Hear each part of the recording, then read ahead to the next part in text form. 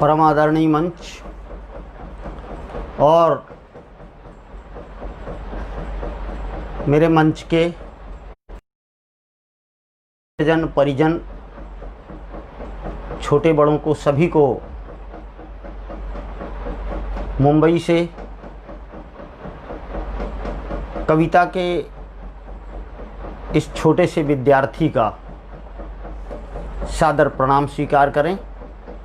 माँ वीणा पाणी के चरणों में नमन करते हुए मैं आज अपने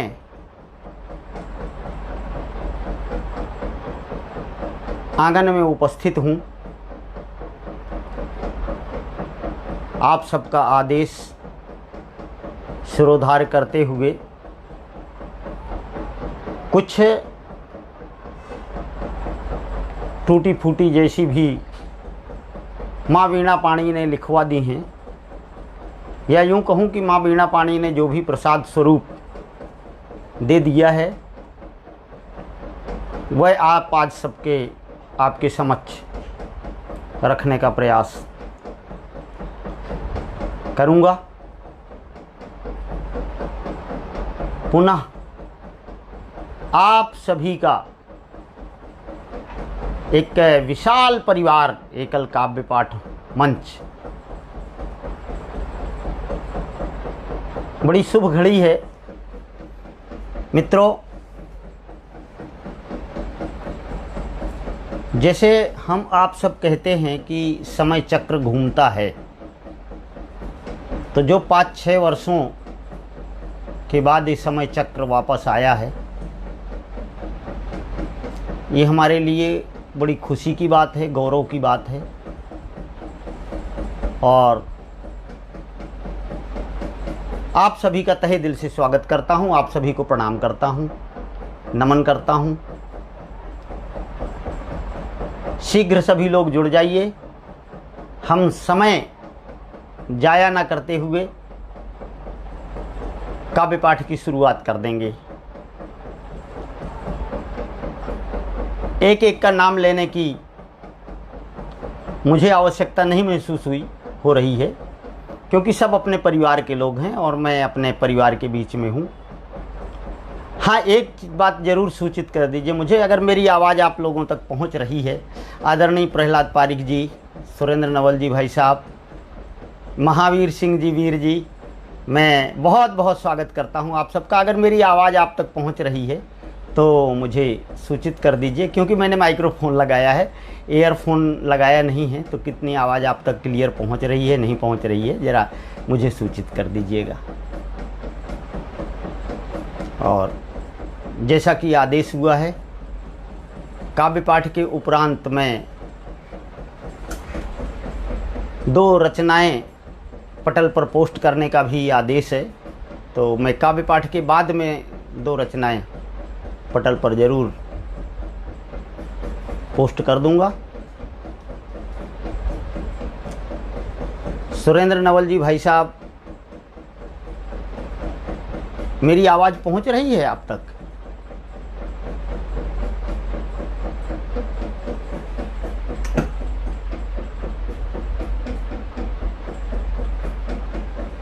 आदरणीय दीपिका दीदी जी, प्रणाम करता हूं आपको।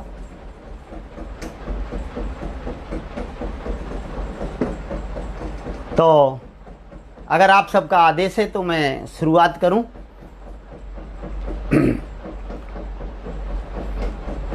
हम सब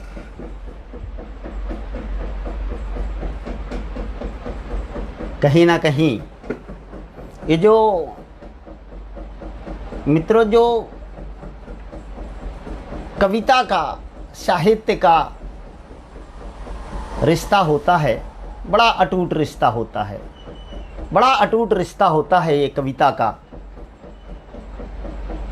ये कविता का रिश्ता नहीं, ये अक्षर का संबंध बनता है। और अक्षर में वो शक्ति है कि जिसका कभी क्षर ही नहीं होता।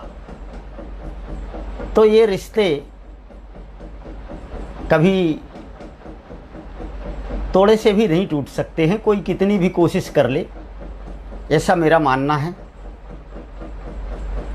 चलिए हम काव्य पाठ की शुरुआत करते हैं। मैं पहले माँ वाणी की वंदना में कुछ छंद रख देता हूँ और फिर विधिवत मूलतः मैं जो मेरी मुख्य विधा है वही सुनाऊंगा। वैसे फिर आप लोगों का जैसा आदेश होगा तो वो सब सुनाने का प्रयास करूंगा, लेकिन मेरी जो मुख्य विधा है, मुख्य धारा है, मुख्य रस जिसमें मैं मुझे पढ़ने में भी आनंद आता है, वो रस जिसमें मैं डूबा रहता हूँ, तो मैं वीर रसी मुख्यतः सुनाऊंगा। फिर वैसे आप लोगों का जैसा आदेश होगा तो आपकी संतुष्टि के लिए वो भी पूरा करने का प्रयास करूंगा। सुनिएगा, माँ वाणी की वंदना से हम शुरुआत करते हैं।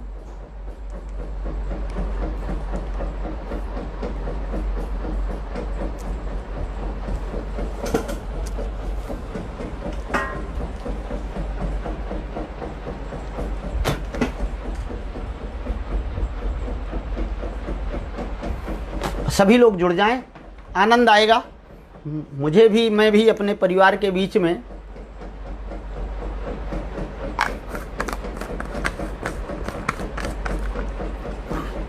बड़े लंबे समय से उपस्थित हुआ हूं, तो मैं तो यही मानकर चल रहा हूं कि एक बार फिर हम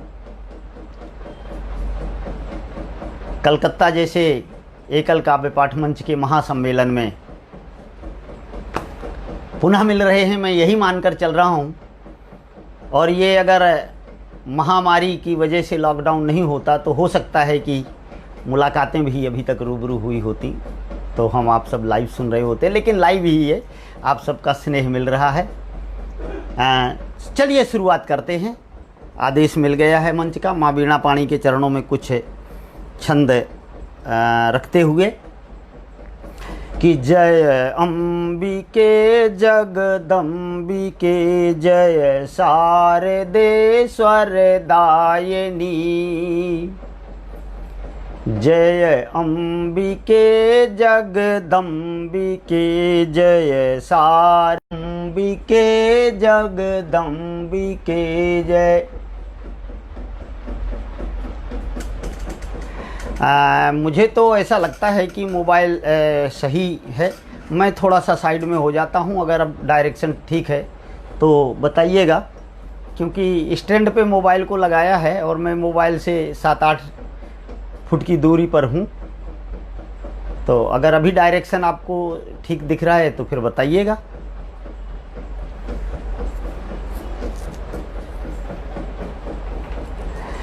जय अंबिके जगदम्बिके जय अंबिके जगदम्बिके जय शारदेश्वर दायिनी, जय ज्ञान दायस मान दासुचि बुद्धि देवर दायिनी, कमलासिनी कमलासिनी तमनासिनी हिय भक्ति दे अनुपायनी, कमलासिनी तमनासिनी हिय भक्ति दे अनुपायनी, तो भवतारिणी भयहारिणी नव शक्ति दे सुखदायिनी, भवतारिणी भयहारिणी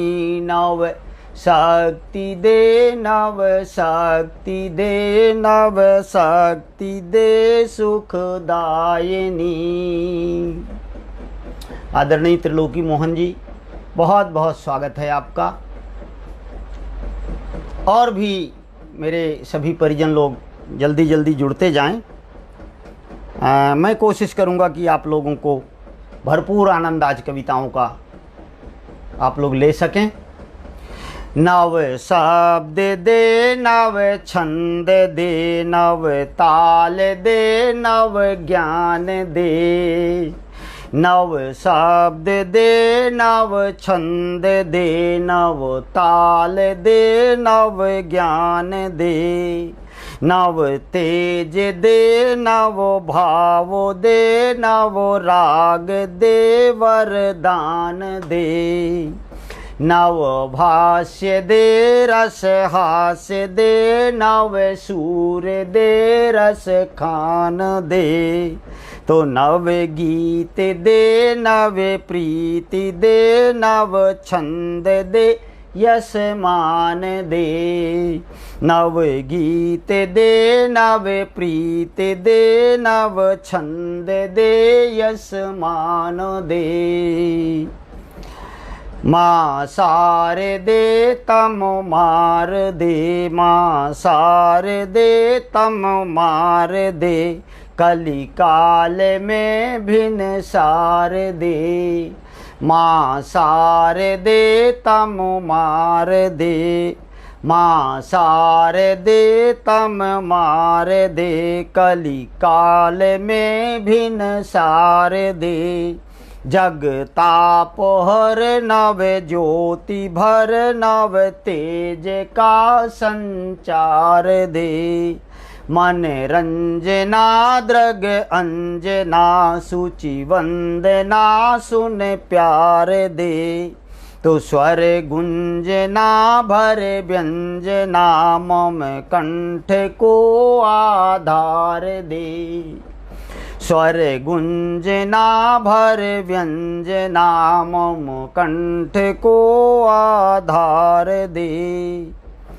तव वंदना माँ तव वंदना माँ तव वंदना, हाँ तव वंदना माँ सार दे, दिन रात मम उर में रहे, तव वंदना माँ सार दे, दिन रात मम उर में रहे, तिहूँ लोक के सब ताप हर स्वर सारी का गाथा कहे, कली काल का कटु वृक्ष कंटक, कली काल का कटु वृक्ष कंटक खंड हो पल पल ढहे, तो भाषा शिरोमणि कौमुदी ओरे भाषा शिरोमणि कौमुदी, हाँ भाषा शिरोमणि कौमुदी ओरे राज के कल कल बहे, भाषा शिरोमणि कौमुदी ओरे राज के कल कल बहे। एक अंतिम छंद माँ की वंदना में सुनिएगा। अगर सब ठीक चल रहा है तो मुझे ज़रा सूचित कीजिए, आवाज़ वगैरह अगर व्यवस्थित पहुँच रही है आप तक तो ज़रा सूचित कीजिएगा।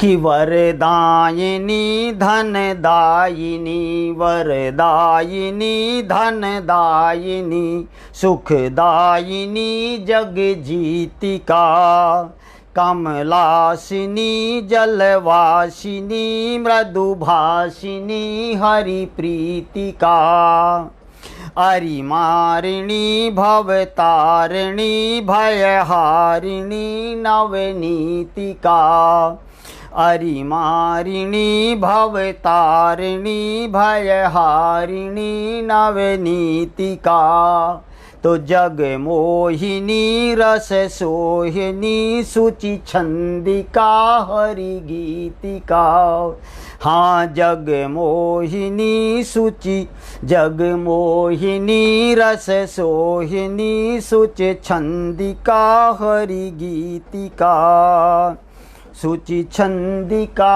हरि गीतिका, सुचि छंदिका हरि गीतिका।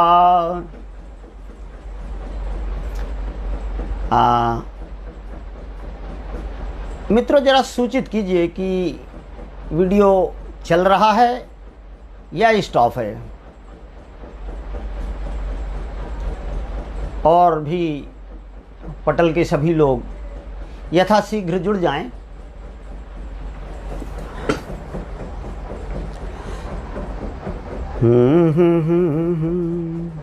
सुनिएगा। कुछ पंक्तियाँ।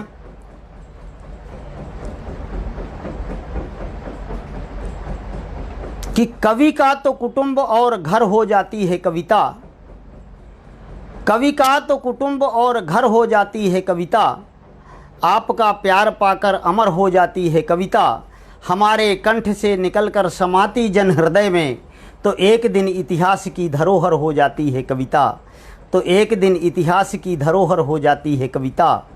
और न फूल मांगती है न हार मांगती है, न फूल मांगती है न हार मांगती है, न सत्ता सुविधाओं का द्वार मांगती है, अंतर मन से दे सको तो दे दो इसे, हमारी कविता तो बस आपका प्यार मांगती है, हमारी कविता तो बस आपका प्यार मांगती है। और मित्रों,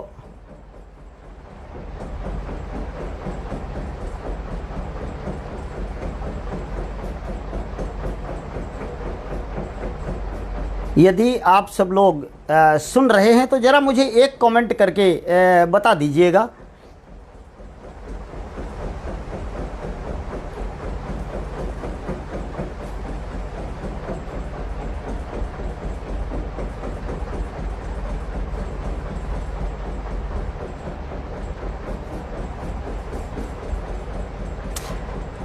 क्या है कि आप लोगों की अगर प्रतिक्रिया आती जाएगी तो मुझे भी ऊर्जा मिलती रहेगी।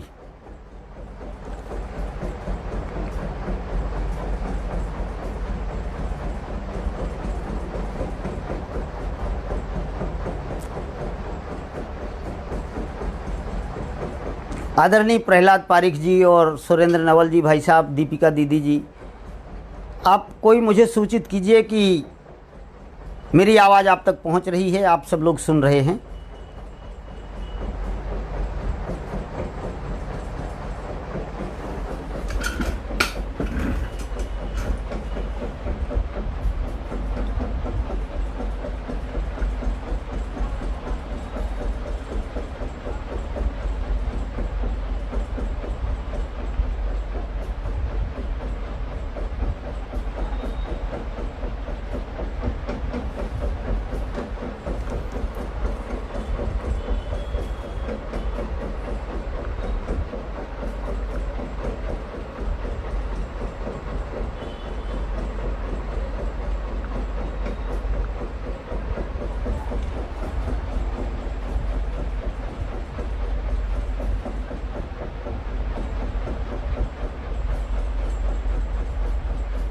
कविता सूद जी देख रही हैं, सुन रही हैं, बहुत बहुत स्वागत है, आदरणीय है आपका।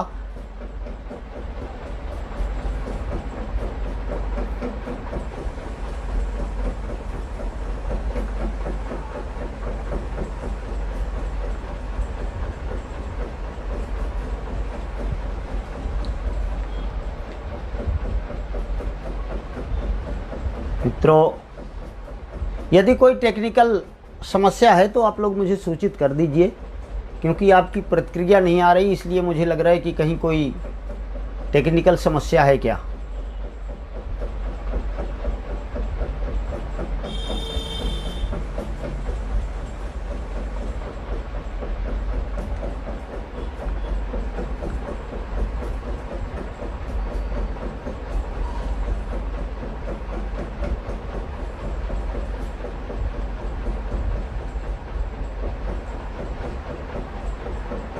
है तो आप लोग मुझे सूचित कर दीजिए, क्योंकि आपकी प्रतिक्रिया नहीं आ रही, इसलिए मुझे लग रहा है कि कहीं कोई टेक्निकल समस्या है क्या।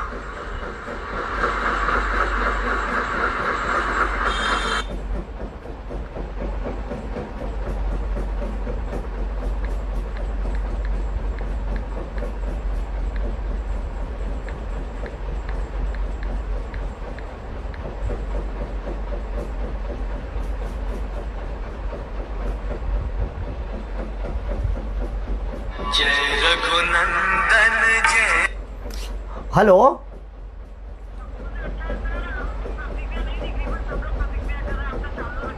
ठीक है ठीक है ठीक है ठीक है, बस बस बस बस वही कंफर्म करना था, तो मुझे लगा कि कुछ टेक्निकल प्रॉब्लम है क्या।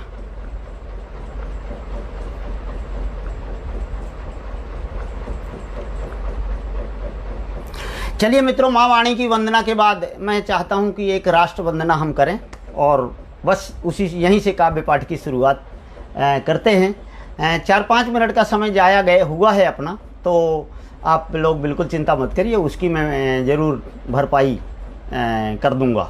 आप उसकी चिंता मत करिए, सुनिएगा। चलिए, राष्ट्र वंदना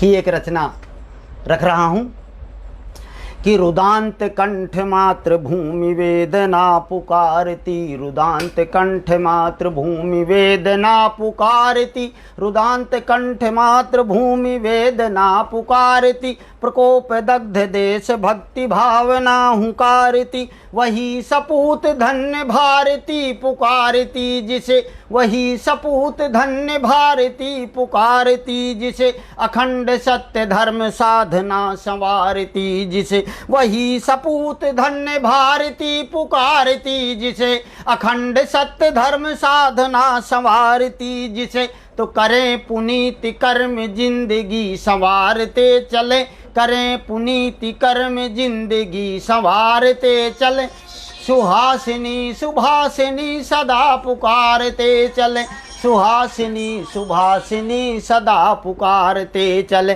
करें पुनीति कर्म जिंदगी संवारते चले, करें पुनीति कर्म जिंदगी संवारते चले, सुहासिनी सुभासिनी सदा पुकारते चलें, खड़े रहें अड़े रहें डरें नहीं कुचाल से, खड़े रहें अड़े रहें डरें नहीं कुचाल से, डटे रहें नहीं हटे हिमाद्रि तुंग भाल से, खड़े रहें अड़े रहें डरें नहीं कुचाल से, डटे रहें नहीं हटे हिमाद्रि तुंग भाल से, महाव्रती सपूत रक्त सिंधु में नहाइए, धरा प्रणम देश भक्ति जानवी बहाइए, प्रचंड राष्ट्र भक्ति चेतना दुलारते चलें, प्रचंड राष्ट्र भक्ति चेतना दुलारते चलें, सुहासिनी सुभासिनी सदा पुकारते चलें, सुहासिनी सुभासिनी सदा पुकारते चलें,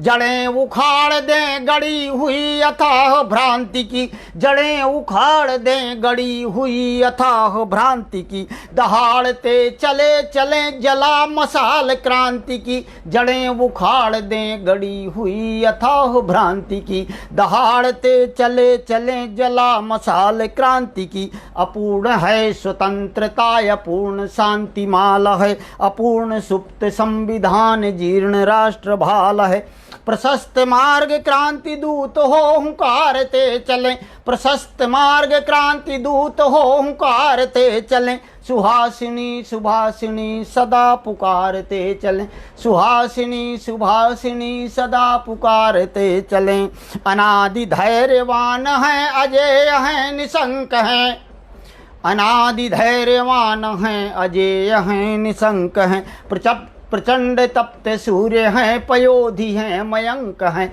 अनादि धैर्यवान हैं अजेय हैं निशंक हैं, हाँ अनादि धैर्यवान हैं अजेय हैं निशंक हैं, प्रचंड तप्त सूर्य हैं पयोधि हैं मयंक हैं, तो जवान हिंद देश के किसान हिंद देश के, जवान हिंद देश के किसान हिंद देश के, अबोध बाल वृद्ध हैं महान हिंद देश के, प्रदीप दीप स्नेह आरती उतारते चलें, प्रदीप दीप स्नेह आरती उतारते चलें, सुहासिनी सुभासिनी सदा पुकारते चलें, सुहासिनी सुभासिनी सदा पुकारते चलें, सुहासिनी सुभासिनी सदा पुकारते चलें, सुहासिनी सुभासिनी सदा पुकारते चलें, सुहासिनी सुहासिनी सुभासिनी सदा पुकारते चलें, सुहासिनी सुभासिनी सदा पुकारते चलें।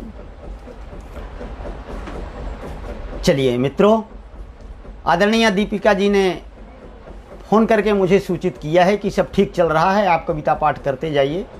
आपको कमेंट दिखाई नहीं दे रहे हैं। चलिए, कमेंट तो बाद में सबकी, आप सब मेरे परिवार के लोग हैं। कमेंट से मेरा मतलब इतना ही था कि थोड़ी सी ऊर्जा मिलती है और कोई बात नहीं। चलिए, वो शायद कुछ नेटवर्क का प्रॉब्लम हो, उस वजह से भी ऐसा हो सकता है।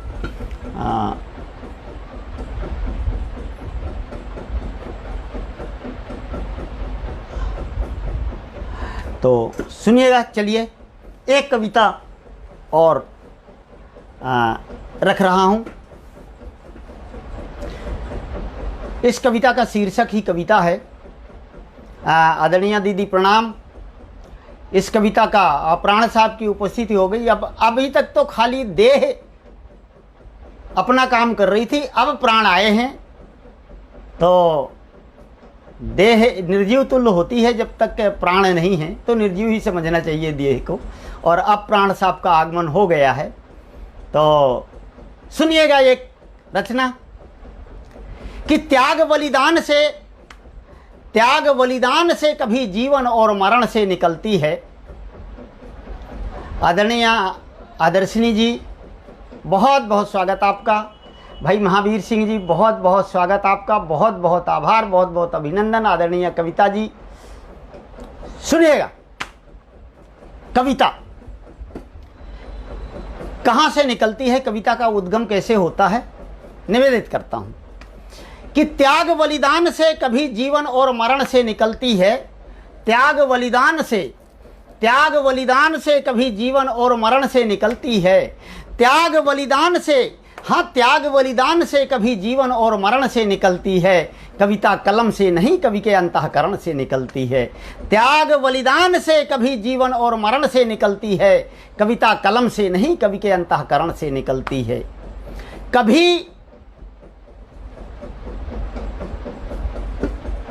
कभी बिंदु में समेट लेती चराचर संसार यह, कभी बिंदु में समेट लेती चराचर संसार यह, नयन बिन देख लेती क्षितिज के पार यह, हवाओं का रूप धर लिपट जाती वृक्ष के गले, कभी बूंद बनकर नीर की पुकारती रसातल तले, और कभी शबनम का रूप धर पर्यावरण से निकलती है। कविता कलम से नहीं, कवि के अंतःकरण से निकलती है।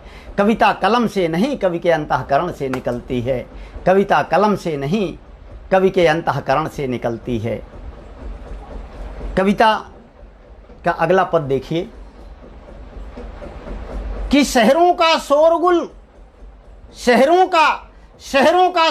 कभी दूर देश गांव बन, करुणा का सागर कभी आंचल की छांव बन, हिम शिखर चोटी कभी सरिता की धार बन, संघर्ष की पतवार निकलती है। कविता कलम से नहीं, कवि के अंतःकरण से निकलती है। कविता कलम से नहीं, कवि के अंतःकरण से निकलती है। कविता के कुछ रूप निवेदित करना चाहता हूं। यह हिंदी साहित्य की उदारता है कि साहित्य की छंद की एक एक विधा ने एक एक सृजनकार को, एक एक रचनाकार को अमर कर दिया। जैसे चौपाई शब्द निकलता है तो तुलसी की चौपाई, गिरधर का कुंडलिया, रसखान का सवैया, रहीम के दोहे। ये हिंदी साहित्य की उदारता है कि एक एक विधा ने एक एक रचनाकार को अमर कर दिया, अमरत्व प्रदान कर दिया। कविता के कुछ रूप अगले बंद में प्रस्तुत कर रहा हूं, सुनिएगा कि सूर तुलसी कबीर बनी, शहरों का शोरगुल कभी दूर देश गांव बन, करुणा का सागर कभी आंचल की छांव बन, हिम शिखर चोटी कभी सरिता की धार बन, संघर्ष की पतवार बन कभी झांसी की तलवार बन, शशि के सौम्य से कभी रवि किरण से निकलती है। कविता कलम से नहीं, कवि के अंतःकरण से निकलती है। कविता कलम से नहीं, कवि के अंतःकरण से निकलती है। तो सूर तुलसी कबीर बनी, हाँ सूर तुलसी कबीर बनी, कभी द्रौपदी का चीर बनी, सीरी फरहाद कभी रांझा और हीर बनी, जुल्म की जंजीर बनी, सरहद की लकीर बनी, कभी प्याला बन गरल का मीरा की तस्वीर बनी। सूर तुलसी कबीर बनी, सूर तुलसी कबीर बनी, कभी द्रौपदी का चीर बनी, सीरी फरहाद कभी रांझा और हीर बनी, जुल्म की जंजीर बनी, सरहद की लकीर बनी, कभी प्याला बन जहर का मीरा की तस्वीर बनी। तो एकलव्य के अंगूठे से कभी अंगद के चरण से निकलती है। कविता कलम से नहीं, कवि के अंतःकरण से निकलती है। कविता कलम से नहीं, कवि के अंतःकरण से निकलती है। एक बंद में और एक पद में और कविता के ही कुछ रूप कि आदि बनी अंत बनी, आदि बनी अंत बनी निराला और पंत बनी, आदि बनी अंत बनी निराला और पंत बनी, जोग बनी भोग बनी दुर्वासा दुष्यंत बनी।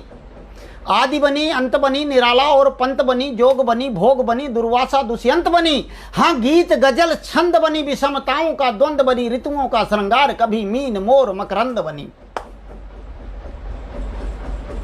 आदि बनी अंत बनी, आदि बनी अंत बनी निराला और पंत बनी, जोग बनी भोग बनी दुर्वासा दुष्यंत बनी।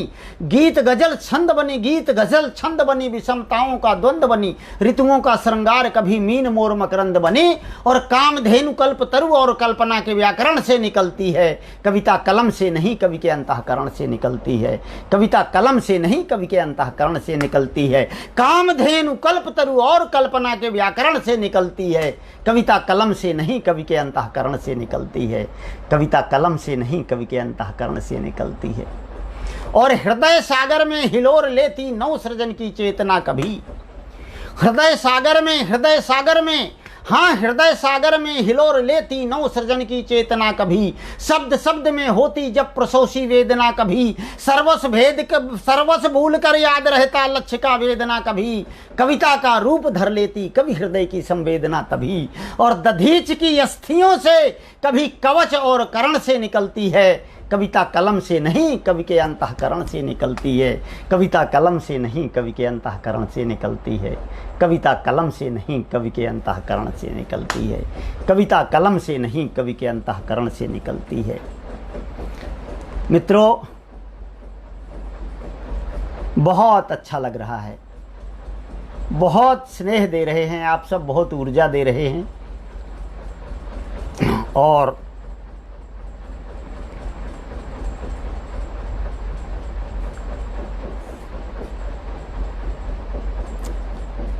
एक छोटी सी रचना और आप सबकी अदालत में रखने का प्रयास कर रहा हूं।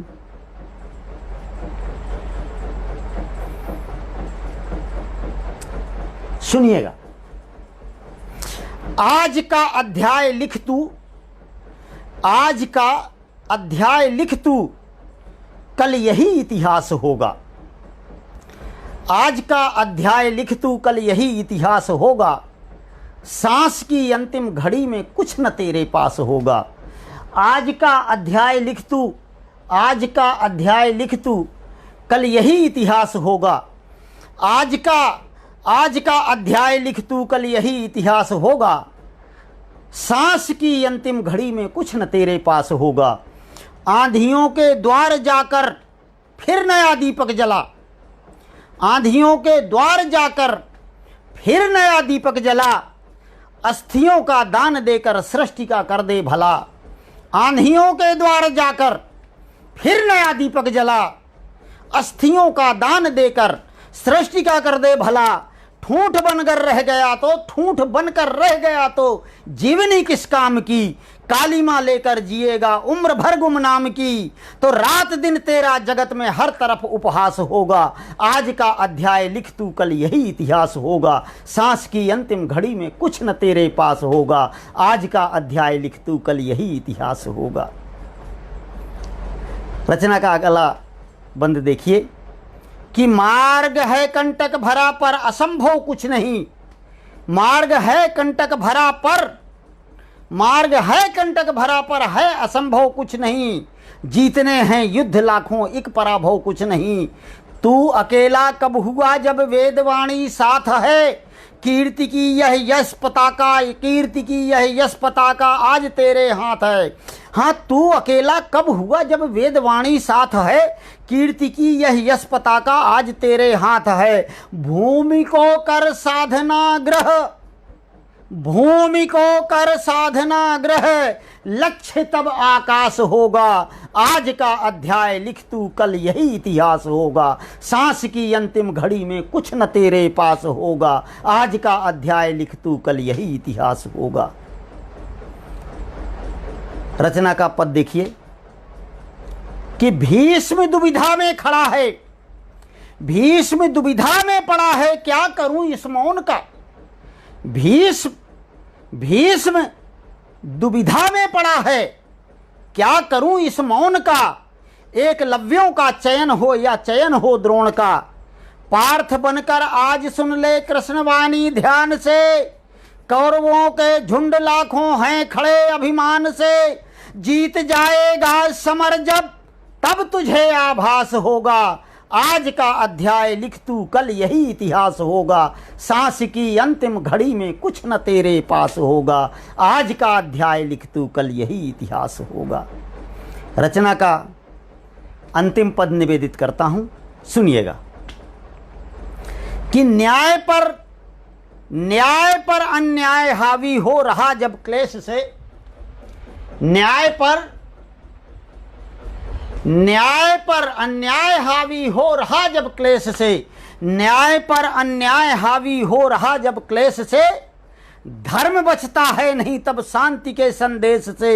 एक ज्वाला रूप लेकर तब धधक उठता हृदय, न्याय पर अन्याय हावी हो रहा जब क्लेश से, धर्म बचता है नहीं तब शांति के संदेश से। न्याय पर अन्याय हावी हो रहा जब क्लेश से, धर्म बचता है नहीं तब शांति के संदेश से। एक ज्वाला रूप लेकर तब धधक उठता हृदय, पाप का कुल अंत करने तन खड़ा होता प्रलय। उस घड़ी में साथ तेरे बस अटल विश्वास होगा, आज का अध्याय लिख तू कल यही इतिहास होगा। सांस की अंतिम घड़ी में कुछ न तेरे पास होगा, आज का अध्याय लिख तू कल यही इतिहास होगा।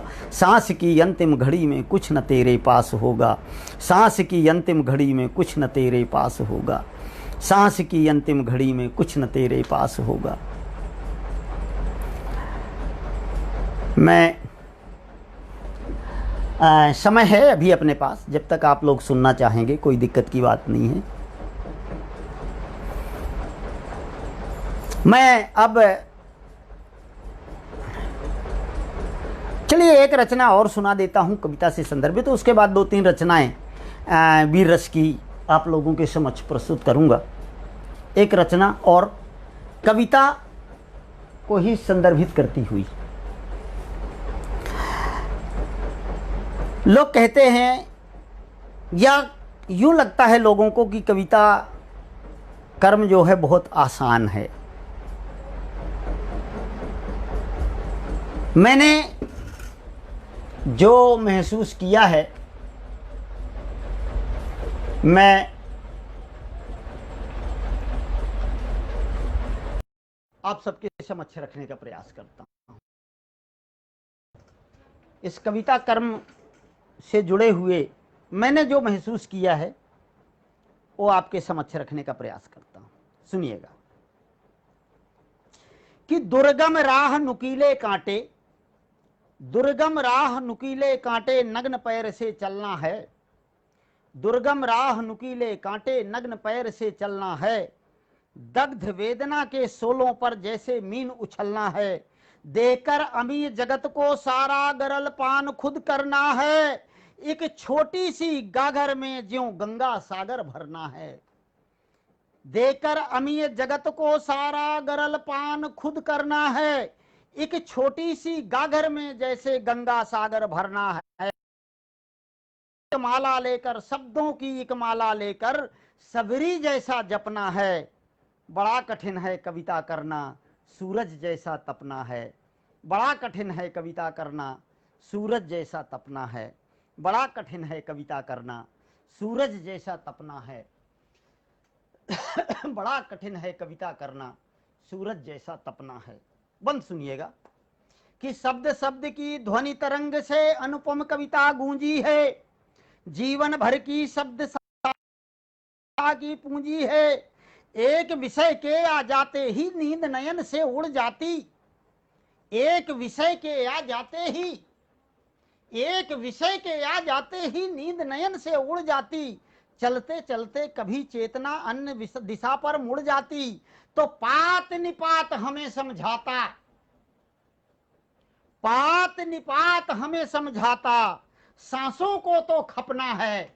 बड़ा कठिन है कविता करना, बड़ा कठिन है कविता करना, बड़ा कठिन है कविता करना, सूरज जैसा तपना है। बड़ा कठिन है कविता करना, सूरज जैसा तपना है।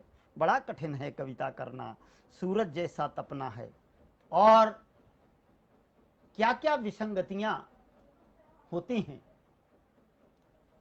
लोगों का क्या नजरिया होता है एक रचनाकार पर, एक कवि पर। सुनिएगा। खड़ा खड़ा जग देखेगा पर बात न कोई पूछेगा, खड़ा खड़ा जग देखेगा पर बात न कोई पूछेगा, भोर किरण किरण के ग्राहक हैं सब रात न कोई पूछेगा। खड़ा खड़ा जग देखेगा पर, खड़ा खड़ा जग देखेगा पर बात न कोई पूछेगा, भोर किरण के ग्राहक हैं सब रात न कोई पूछेगा। यह अभाव का लाच्छाग्रह है, धधक रही एक ज्वाला है। यह अभाव का लाच्छाग्रह है, धधक रही एक ज्वाला है। अमी चाहती सारी दुनिया कवि के हिस्से हाला है। यह अभाव का लाच्छाग्रह, यह अभाव का लाच्छाग्रह है, धधक रही एक ज्वाला है। अमी चाहती सारी दुनिया कवि के हिस्से हाला है। किंतु सत्य पर चलते रहना, किंतु सत्य पर चलते रहना कर्म हमारा अपना है। बड़ा कठिन है कविता करना, सूरज जैसा तपना है। बड़ा कठिन है कविता करना, सूरज जैसा तपना है। बड़ा कठिन है कविता करना, सूरज जैसा तपना है। प्रियंका भट्ट जी, बहुत बहुत स्वागत आपका। आदरणीय महावीर जी, बहुत बहुत स्वागत। बहुत ऊर्जा दे रहे हैं आदरणीय दीपिका दीदी जी। अनमोल शुक्ल जी, बहुत बहुत प्रणाम करता हूं आपको, बहुत बहुत स्वागत आपका। सुनिएगा, निवेदित करता हूं रचना का अंतिम पद। रचना का अंतिम पद निवेदित करता हूं कि गरल उगलने वालों तुमको कैसे मिश्री खीर मिले। आज कविता के नाम पर और विशेषकर हास्य के नाम पर हिंदी साहित्य का बेड़ा गर्क जो किया गया है और करते जा रहे हैं, बड़ी पीड़ा का विषय है। तब कहीं ना कहीं बुंदेली को ऐसी भी पंक्तियां लिखनी पड़ती हैं। सुनिएगा रचना का अंतिम पद। गरल उगलने वालों तुमको कैसे मिश्री खीर मिले। गरल उगलने वालों तुमको कैसे मिश्री खीर मिले। कलह कामनी के कुंभों से कैसे अमृत क्षीर मिले। गरल उगलने वालों तुमको कैसे मिश्री खीर मिले। कलह कामिनी के कुंभों से कैसे अमृत क्षीर मिले। मरणासन्न पड़े भागीरथ कैसे गंगा नीर मिले। अरे कैसे पंत निराला जन्मे कैसे सूर कबीर मिले।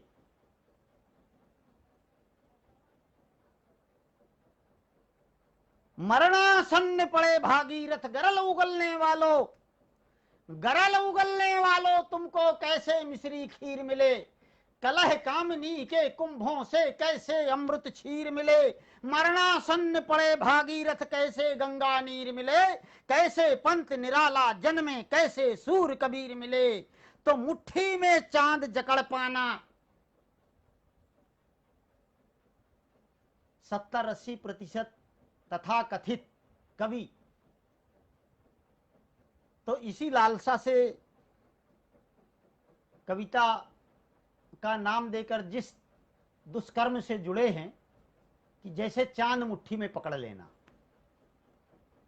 सुनिएगा कि गरल उगलने वालों तुमको कैसे मिश्री खीर मिले। गरल उगलने वालों तुमको कैसे मिश्री खीर मिले। कलह कामिनी के कुंभों से कैसे अमृत क्षीर मिले। मरणासन्न पड़े कैसे सूर कबीर मिले। तो मुट्ठी में चांद जकड़ पाना, मुट्ठी में चांद जकड़ पाना केवल अंधा सपना है। बड़ा कठिन है कविता करना, सूरज जैसा तपना है। बड़ा कठिन है कविता करना, सूरज जैसा तपना है। बड़ा कठिन है कविता करना, सूरज जैसा तपना है। बहुत बहुत धन्यवाद। बहुत प्यार दे रहे हैं आप लोग, बहुत स्नेह दे रहे हैं आप लोग। और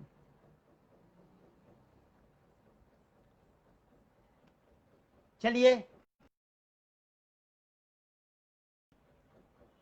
अब कविता कैसी होनी चाहिए, सारा संदर्भ कविता पर चल रहा है और इन्हीं संदर्भों में, इन्हीं रचनाओं में आपको वीर रस भी मिलेगा, जिसके लिए मैं जाना जाता हूं।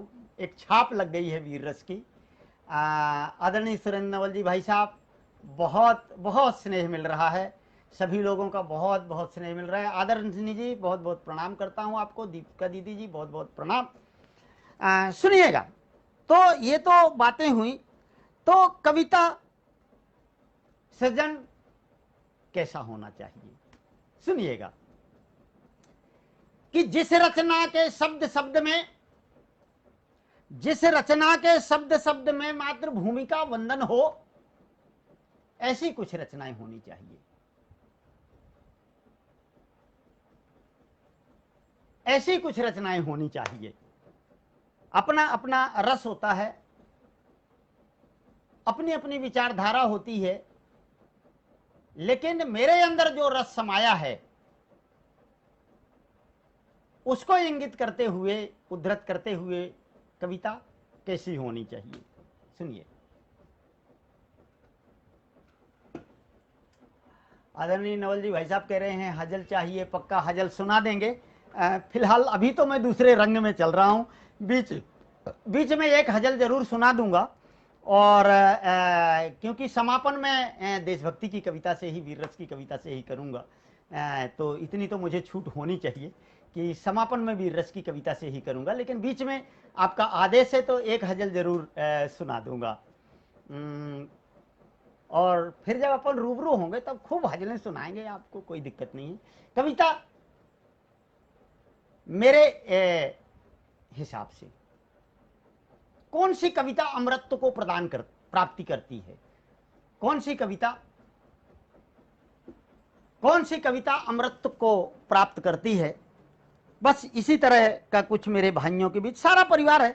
और मैं सच्ची कहूं तो आज मेरी जो स्थिति है, आज जो मेरी हालत है काव्य पाठ करते हुए, तो वो बिल्कुल एक विद्यार्थी की तरह है, क्योंकि आज सारे के सारे प्रोफेसर और लेक्चरर सामने हैं और मैं पहली दूसरी कक्षा का विद्यार्थी की तरह अपनी कॉपी जांचने के लिए आप लोगों के समक्ष रख रहा हूं। सुनिएगा, कौन सी कविता अमरत्व को प्राप्त करती है, बस यही कुछ मानसिकता को लेते हुए कुछ शब्दों का संगठन करने का प्रयास किया है। सुनिएगा कि जिस रचना के शब्द शब्द में मातृभूमि का वंदन हो, जिस रचना के शब्द शब्द में मातृभूमि का वंदन हो, जिस रचना में भारत मां के बेटों का अभिनंदन हो, जिस रचना के शब्द शब्द में मातृभूमि का वंदन हो, जिस रचना के शब्द शब्द में मातृभूमि का वंदन हो, जिस रचना में भारत मां के बेटों का अभिनंदन हो, जिस रचना के अभय गान से अमर तिरंगा झूम उठे, जिस रचना को सुनकर सैनिक मातृभूमि को चूम उठे, जिस रचना में बलिदानों की परंपरा का गायन हो, जिस रचना के शब्द शब्द में राष्ट्रभक्ति पारायण हो, जिस रचना को सुनकर यौवन होड़ लगा दे मरने की, राष्ट्रभक्ति की बलिवेदी पर चढ़ प्राणाहुति करने की, जिस रचना में राष्ट्र प्रेम का ज्वालामुखी दहकता हो, जिस रचना को सुनकर यौवन होड़ लगा दे मरने की, राष्ट्रभक्ति की बलवेदी पर चढ़ प्राणाहुति करने की, जिस रचना में राष्ट्र प्रेम का ज्वालामुखी दहकता हो, जिस रचना की राष्ट्रगंध से सारा राष्ट्र महकता हो, तो क्रोध अनल बन शोणित का संचार बढ़ाया करती है। युगों युगों तक ऐसी रचना अलख जगाया करती है, युगों युगों तक ऐसी रचना अलख जगाया करती है, युगों युगों तक ऐसी रचना अलख जगाया करती है। क्रोध अनल बन शोणित का संचार बढ़ाया करती है, युगों युगों तक ऐसी रचना अलख जगाया करती है, युगों युगों तक ऐसी रचना अलख जगाया करती है।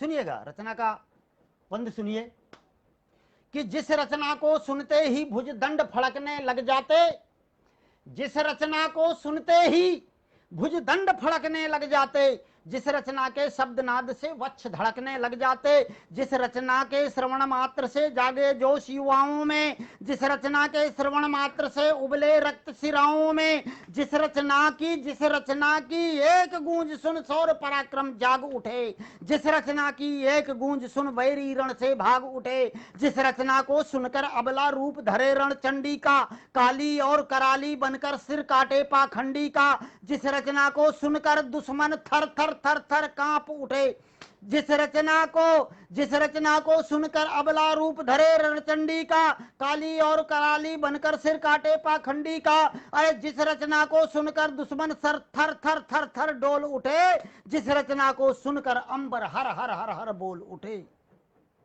जिस रचना को सुनकर दुश्मन थर थर थर थर डोल उठे, जिस रचना को सुनकर अंबर हर हर हर हर बोल उठे, बनती वही राष्ट्र की प्रहरी राष्ट्र बचाया करती है, बनती वही राष्ट्र की प्रहरी राष्ट्र बचाया करती है, युगों युगों तक ऐसी रचना अलख जगाया करती है, युगों युगों तक ऐसी रचना अलख जगाया करती है, युगों युगों तक ऐसी रचना अलख जगाया करती है।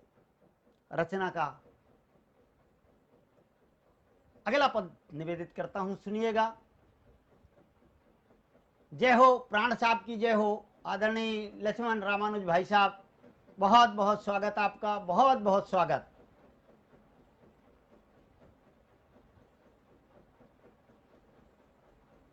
प्रियंका भट्ट जी, बहुत बहुत स्वागत, बहुत बहुत आभार। सुनिएगा रचना का। रचना कौन सी रचना अमरत्व को प्राप्त करती है कि जिस रचना में पृथ्वीराज के बाणों की सन्नाहट हो, जिस रचना में पृथ्वीराज के बाणों की सन्नाहट हो, जिस रचना में सठगोरी की चीख और चिल्लाहट हो, जिस रचना में वीर शिवा की सौर भरी हुंकार मिले, जिस रचना में महाराणा की मेवाड़ी ललकार मिले, जिस रचना में गूंज रहा हो स्वर चेतक की टापों का, जिस रचना में मर्दन होता जयचंदों के पापों का, जिस रचना को पढ़कर क्षत्रिय गर्वित हो भाल उठा ले, जिस रचना को पढ़कर क्षत्रिय गर्वित हो भाल उठा ले, जिस रचना को पढ़ छत्राणी कर में करवाल उठा ले, जिस रचना में आजादी का इतिहास दिखाई देता हो, जिस रचना में वरदाई का विश्वास दिखाई देता हो, जिस रचना में वरदाई का, जिस रचना में आजादी का इतिहास दिखाई देता हो, जिस रचना में वरदाई का विश्वास दिखाई देता हो, तो अंधे राजपूत को भी वह लक्ष्य दिखाया करती है। युगों युगों तक ऐसी रचना अलख जगाया करती है, युगों युगों तक ऐसी रचना अलख जगाया करती है, युगों युगों तक ऐसी रचना अलख जगाया करती है, युगों युगों तक ऐसी रचना अलख जगाया करती है। रचना का अंतिम पद निवेदित करता हूं, बस यही प्यार यही स्नेह मिलता रहे। सुनिएगा कि जिस रचना से जनमानस को राह दिखाई देती हो, जिस रचना से साहित्य को समाज का दर्पण इसलिए कहा गया है कि समाज को साहित्य, कविता, काव्य, सृजन एक मार्ग दिखाते हैं, सद्मार्ग दिखाते हैं, सच्चरित्र दिखलाते हैं, इसलिए साहित्य को समाज का दर्पण कहा गया है। सुनिएगा कि जिस रचना से जनमानस को राह दिखाई देती हो, जिस रचना में दीन कृषक की आह सुनाई देती हो, जिस रचना को गाकर बहना राखी बांधे भाई को, जिस रचना को सुनकर सैनिक चूमे तुरंत कलाई स्वयं कलाई को, जिस रचना को पिता पढ़े तो दान पुत्र का कर डाले, जिस रचना को पिता पढ़े तो दान पुत्र का कर डाले, जिस रचना को गुरु सुनाकर शौर्य शिष्य में भर डाले, खूब लड़ी मर्दानी वाला शौर्य सुनाने जो निकले, अरे सुप्त पड़ी तलवारों में नौजोश जगाने जो निकले, जिस रचना में इंकलाब की गूंज सुनाई देती हो, जिस रचना में भारत माँ की मूर्ति दिखाई देती हो, जिस रचना में इनकलाब की गूंज सुनाई देती हो, जिस रचना में भारत माँ की मूर्ति दिखाई देती हो, तो मातृभूमि पर शीश चढ़ाकर वह इतराया करती है। युगों युगों तक ऐसी रचना अलख जगाया करती है। युगों युगों तक ऐसी रचना अलख जगाया करती है। युगों युगों तक ऐसी रचना अलख जगाया करती है। युगों युगों तक ऐसी रचना अलख जगाया करती है।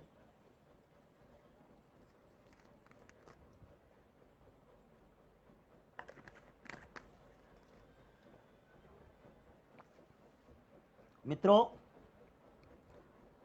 एक आदेश हुआ है हजल का, तो एक हजल सुना देता हूँ। मैंने हजल वगैरह पे ज़्यादा काम तो नहीं किया है, लेकिन कहीं ना कहीं डिमांड हो जाती है। अब जैसे आदरणीय सुरेंद्र नवल जी भाई साहब का दिल उछलने लगा, तो इसी तरह कभी कभी मंचों पर भी डिमांड हो जाती है सामने से। तो बस खांचा पूर्ति के लिए थोड़ा बहुत काम हजल वगैरह पर करता हूँ मैं।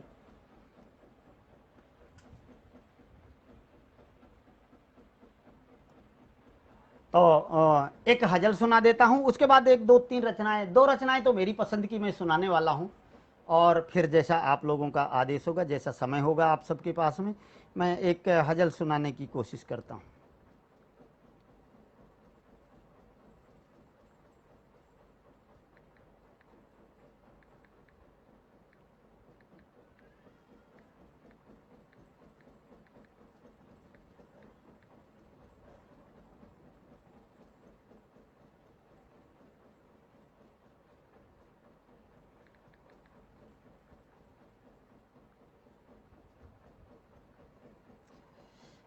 मित्रों, सुनिएगा।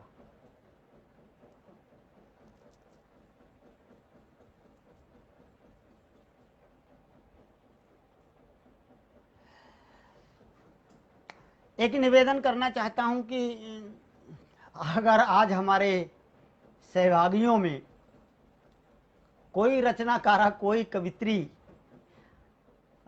एक पंक्ति आ गई है इसमें, तो अगर हमारी कोई रचनाकारा, कोई कवित्री साड़ी परिधान में हो और वो भी किनारीदार साड़ी में हो, तो इस रचना को अपने ऊपर बिल्कुल मत ले।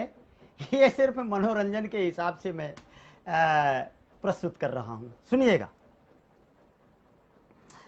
ज्यादा कुछ कमाल नहीं है, लेकिन इसमें काफिए कुछ कमाल के हैं।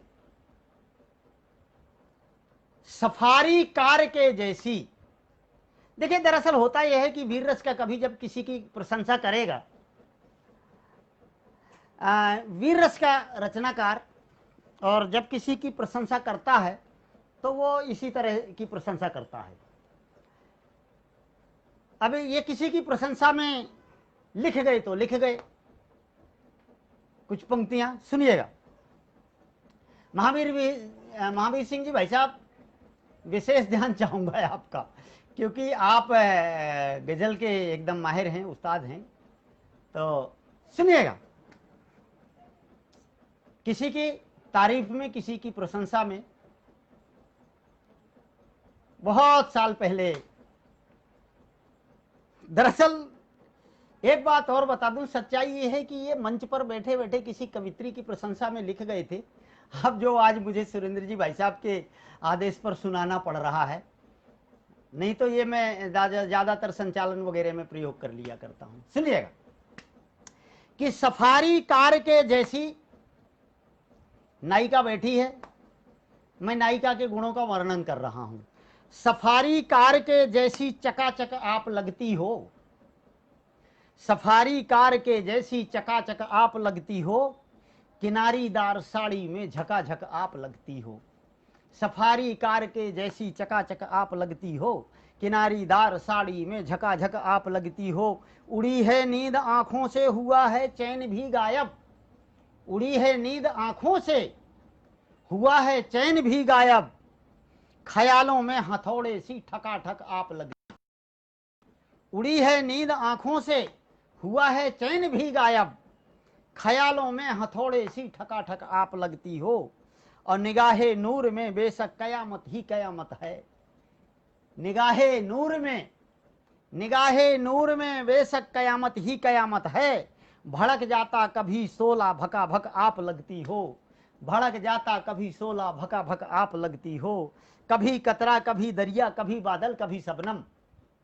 कभी कतरा कभी दरिया कभी बादल कभी शबनम। कभी गोला कभी सोला यकायक आप लगती हो।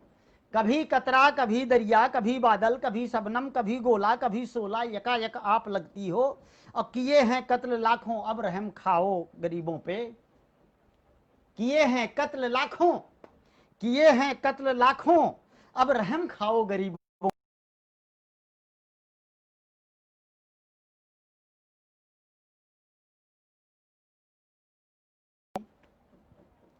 सुलग उठती कभी तुम, सुलग उठती कभी तुम, जो बुझाने से नहीं बुझती। जली कंदील के जैसी फकाफक आप लगती हो। जली कंदील के जैसी फकाफक आप लगती हो। हजारों हुस्न देखे हैं सरे बाजार हमने यूं। हजारों हुस्न देखे हैं, हजारों हुस्न देखे हैं, हजारों हुस्न देखे प्राण साहब ने। प्राण साहब हजारों हुस्न देखे हैं सरे बाजार हमने यूं, मगर इन हुस्न वालों में टकाटक आप लगती हो। हजारों हुस्न देखे हैं, हजारों हुस्न देखे हैं सरे बाजार हमने यूं, मगर इन हुस्न वालों में टकाटक आप लगती हो। और मकता हुआ है कि चलो जब चाल इतरा के मचे है राज तौबा तब। चलो जब चाल इतरा के, चलो जब चाल इतरा के मचे है राज तौबा तब।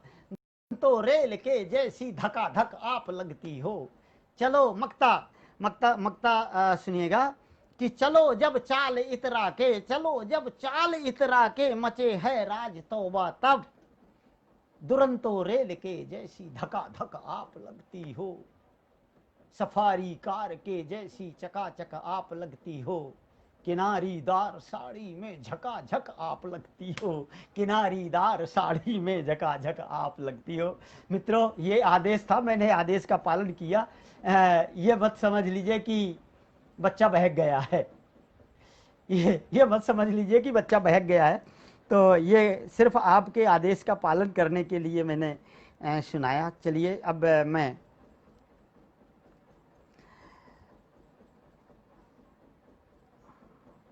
सुनिएगा। 3 रचनाएं और मैं आपके समक्ष रखता हूं। शहीदों की रचना से हम काव्य पाठ को विराम देंगे। 3 रचनाएं यानी 12-15 मिनट और, या फिर आपका जैसा आदेश होगा। सुनिएगा कि बिंदिया पायल कंगन वाले, बिंदिया पायल कंगन वाले रति गीत अभी मत मांगो। बिंदिया पायल कंगन वाले रति गीत। ज्योत्सना जी, बहुत बहुत प्रणाम आपको, बहुत बहुत स्वागत आपका। आदरणीय प्रहलाद पारिक जी, बहुत बहुत प्रणाम करता हूं आपको। सुनिएगा मित्रों,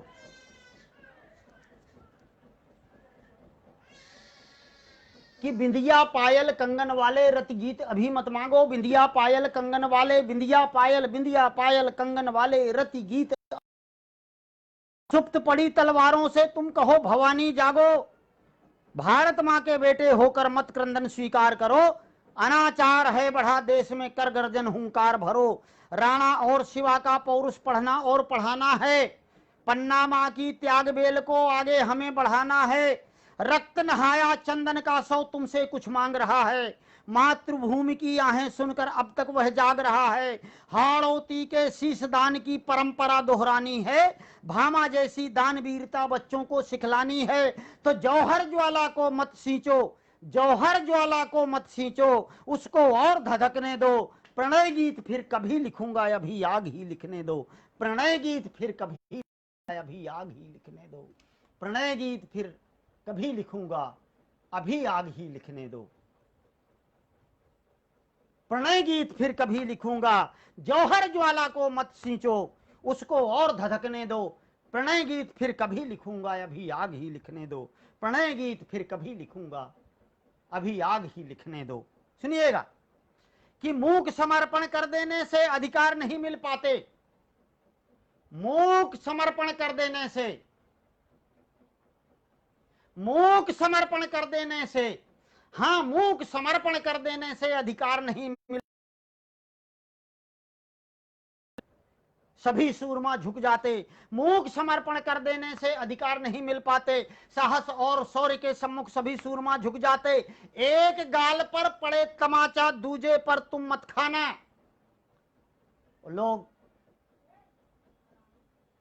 लोग कहते हैं ना कि गांधी जी ने कहा था कि एक गाल पे थप्पड़ पड़े तो दूसरा गाल दे दो। मैं ऐसे नपुंसकता भरे विचारों का विरोध करता हूं, निवेदित करता हूं कि मूक समर्पण कर देने से, मूक समर्पण कर देने से अधिकार नहीं मिल पाते, साहस और शौर्य के सम्मुख सभी सूरमा झुक जाते।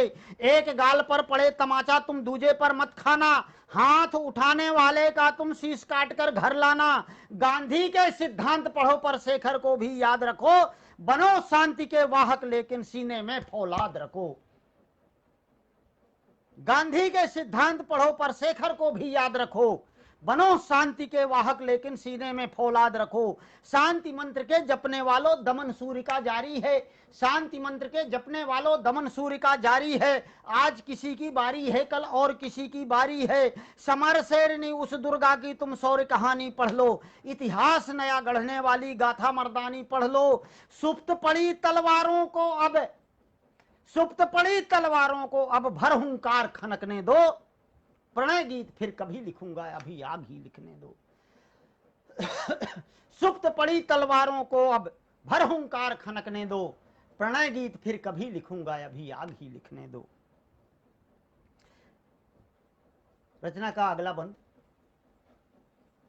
कि लोलुपता के गरल कुंड को दानवता से भर डाला, लोलुपता के गरल कुंड को दानवता से भर डाला।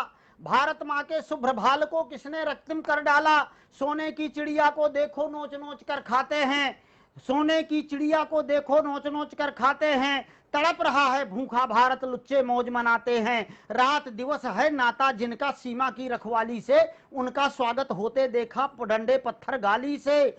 अरे अबलाओं की इज्जत लुटती सरेआम चौराहों पर, नोटों का जब भार पड़े तो पर्दा पड़े गुनाहों पर। सीना ताने खड़ा अंधेरा बंदी हुआ उजाला है, हर सीने में जलती ज्वाला किंतु अधर पर ताला है। सीना ताने खड़ा अंधेरा बंदी हुआ उजाला है, हर सीने में जलती ज्वाला किंतु अधर पर ताला है। अभी अभी यह कलम उठी है, इसको और बहकने दो। प्रणय गीत फिर कभी लिखूंगा, अभी आग ही लिखने दो। प्रणय गीत फिर कभी लिखूंगा, अभी आग ही लिखने दो। प्रणय गीत फिर कभी लिखूंगा, अभी आग ही लिखने दो। प्रणय गीत फिर कभी लिखूंगा, अभी आग ही लिखने दो। रचना का अंतिम पद निवेदित करता हूं, सुनिएगा।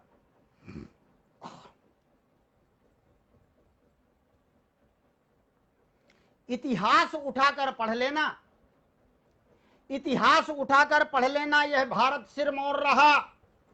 इतिहास उठाकर पढ़ लेना, यह भारत सिरमौर रहा। सकल विश्व में इसका सानी देश न कोई और रहा। और एक निवेदन करना चाहता हूं, एक कड़वी सच्चाई। आज कविता और कवि सम्मेलन के मंचों पर जो विद्रुपता लाई गई है, 7 लाख 8 लाख हजार रुपए मानधन के नाम पर लेकर युवा पीढ़ी को नपुंसक बनाया जा रहा है, तब बुंदेली युवा पीढ़ी को सचेत करने के लिए कुछ ना कुछ पंक्तियां निवेदित करता है। मैं चाहता हूं कि ये पंक्तियां, ये विचार देश की समस्त युवा पीढ़ी तक पहुंचे और 7 लाख मंच का लेने वाले नौटंकीबाजों की असलियत से परिचित हों। सुनिएगा, इतिहास उठाकर पढ़ लेना, यह भारत सिरमौर रहा। सकल विश्व में इसका सानी देश न कोई और रहा। पागल और दीवाने जैसे गीतों का वंदन छोड़ो, वंदन छोड़ो। पागल और दीवाने जैसे गीतों का वंदन छोड़ो, नयन तीसरा बनो शंभु का, कामदेव का पथ मोड़ो। काम वासना के अर्चन से इतिहास नहीं रच सकता, अलकों पलकों के वंदन से यह देश नहीं बच सकता, अलकों पलकों के वंदन से यह देश नहीं बच सकता। काम वासना के अर्चन से इतिहास नहीं रच सकता, अलकों पलकों के वंदन से यह देश नहीं बच सकता। एक समय आएगा ऐसा फिर गुलाम बन जाएंगे, नागफनी के बिखरे कांटे बरछी बन तन जाएंगे। शंखनाद केसरिया पगड़ी भाल तिलक परिवेश कहां, शंखनाद केसरिया पगड़ी भाल तिलक परिवेश कहां, अमर शहीदों के सपनों का प्यारा भारत देश कहां। शंखनाद केसरिया पगड़ी भाल तिलक परिवेश कहां, अमर शहीदों के सपनों का प्यारा भारत देश कहां।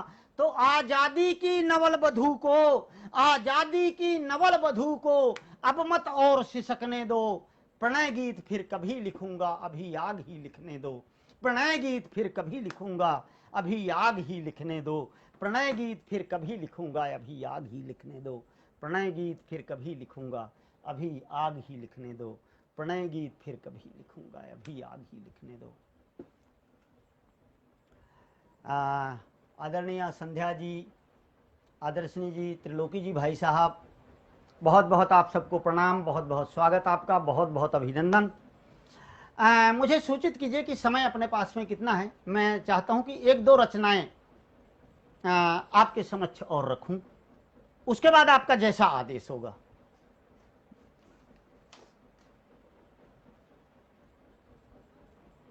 ओहो हो, धन्य है, धन्य है, जय हो आदरणीय जीपी पारिक जी, प्रणाम करता हूं आपको आदरणीय। एक रचना प्रस्तुत कर रहा हूं। दरअसल वीर रस के विद्यार्थी को जब आप काव्य पाठ के लिए बुलाएंगे तो इसी तरह की रचनाएं मिलेंगी सुनने के लिए। और लप्पे झप्पे वाली रचनाएं तो अपने को आती ही नहीं है, लिखी भी नहीं है, और लप्पे झप्पे अपने को आते भी नहीं है। अब तो ठीक है कि प्राण साहब की कमर एकदम झूमती है, 55 56 57 साल के लगभग हो गए, लेकिन अभी दादा की अदाएं तो वही की वही हैं। तो मैं एक दो रचनाएं मैं चाहता हूं कि रखूं और फिर जैसा आपका आदेश हो निवेदन करता हूं। सुनिएगा। लोग कहते हैं कि मैं अकेला क्या करूं।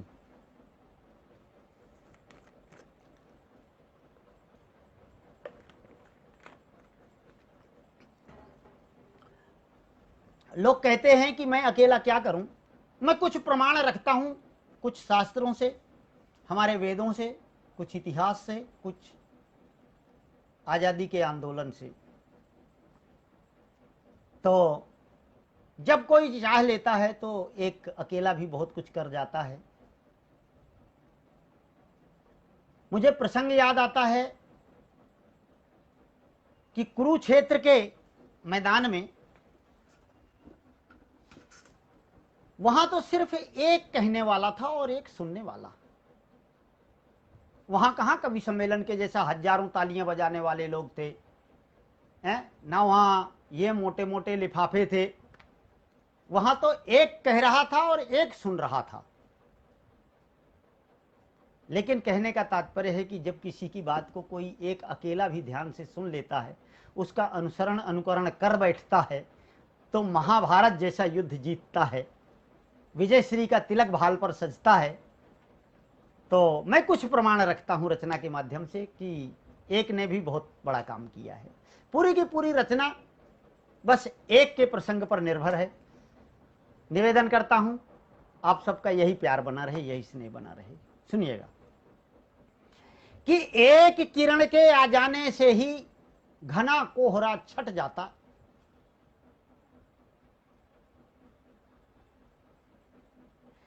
एक किरण के आ जाने से ही, एक किरण के आ जाने से ही घना कोहरा छट जाता, एक दिवा करके उगते ही तिमिर समूचा हट जाता, एक सिंह जब करे गर्जना तितर बितर वनचर होते, एक गरुड़ की वक्र दृष्टि से बिल में सांप छुपे रोते, एक अकेली चींटी भी तो गज को नाच नचा देती, एक किरण के आ जाने से ही घना कोहरा छट जाता, एक किरण के आ जाने से ही घना कोहरा छट जाता, एक किरण के आ जाने से ही घना कोहरा छट जाता, एक दिवाकर के उगते ही तिमिर समूचा हट जाता, एक सिंह जब करे गर्जना तितर बितर वनचर होते, एक गरुड़ की वक्र दृष्टि से बिल में सांप छुपे रोते, एक अकेली चींटी भी तो गज को नाच नचा देती, एक सती सावित्री यम से पति के प्राण बचा लेती, एक एक मिल एक हुए तो भगा दिया अंग्रेजों को,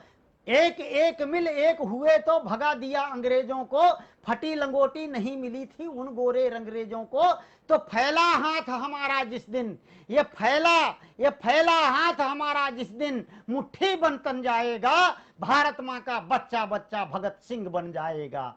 ये फैला हाथ हमारा जिस दिन मुट्ठी बन तन जाएगा, भारत माँ का बच्चा बच्चा भगत सिंह बन जाएगा, भारत माँ का बच्चा बच्चा भगत सिंह बन जाएगा, भारत माँ का बच्चा बच्चा भगत सिंह बन जाएगा। निवेदित करता हूं पंक्तियां, सुनिएगा।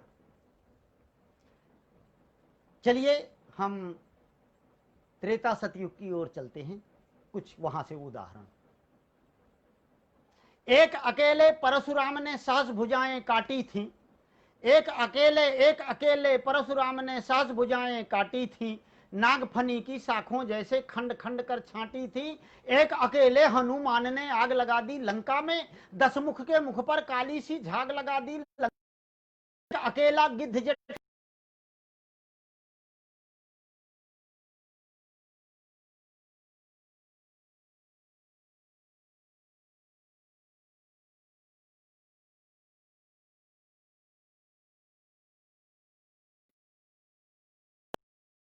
से 10 कंधर भी कांपा था, एक अकेले जामवंत ने भूमंडल को नापा था, तो हिंद देश का युवा वर्ग जब राष्ट्र वंदना गाएगा, भारत माँ का बच्चा बच्चा भगत सिंह बन जाएगा, भारत माँ का बच्चा बच्चा भगत सिंह बन जाएगा, भारत माँ का बच्चा बच्चा भगत सिंह बन जाएगा। हिंद देश का युवा वर्ग जब राष्ट्र वंदना गाएगा, भारत माँ का बच्चा बच्चा भगत सिंह बन जाएगा, भारत माँ का बच्चा बच्चा भगत सिंह बन जाएगा।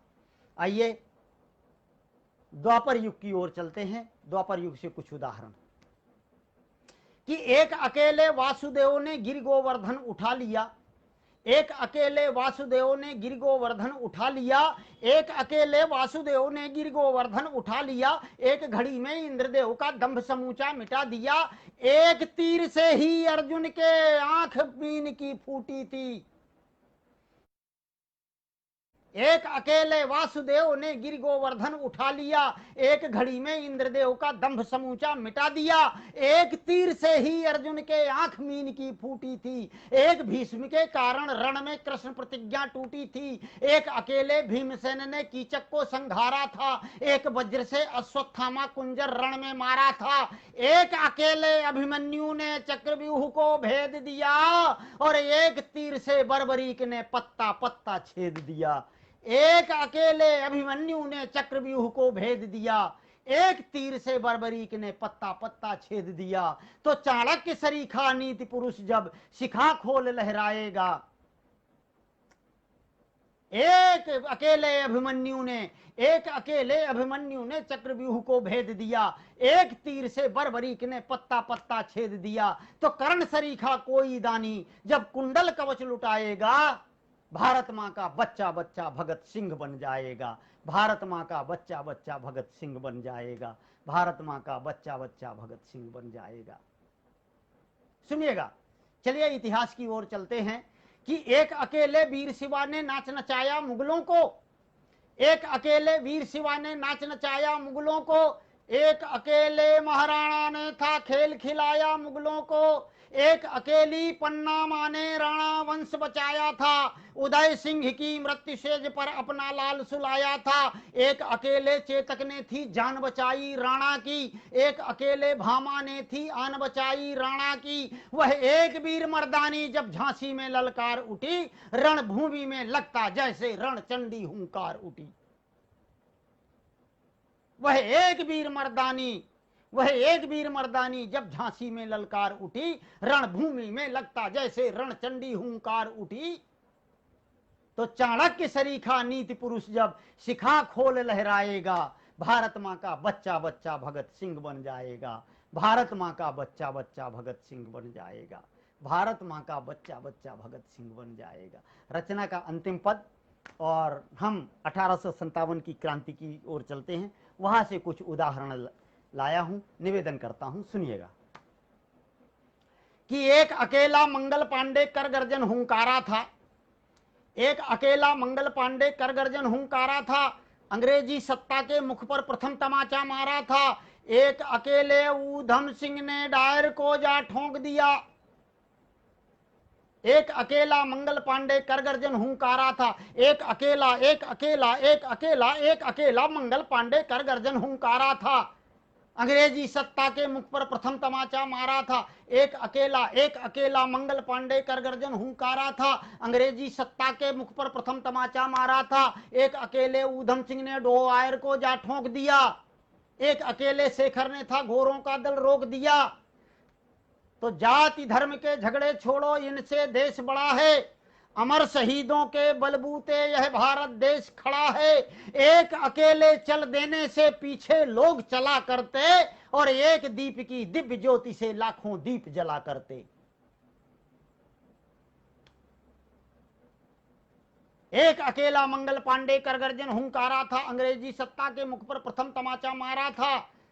एक अकेले ऊधम सिंह ने डोआयर को जा ठोंक दिया, एक अकेले शेखर ने था गोरों का दल रोक दिया। तो जाति धर्म के झगड़े छोड़ो, इनसे देश बड़ा है, जाति धर्म के झगड़े छोड़ो, इनसे देश बड़ा है, अमर शहीदों के बलबूते यह भारत देश खड़ा है। एक अकेले चल देने से पीछे लोग चला करते, और एक दीप की दिव्य ज्योति से लाखों दीप जला करते।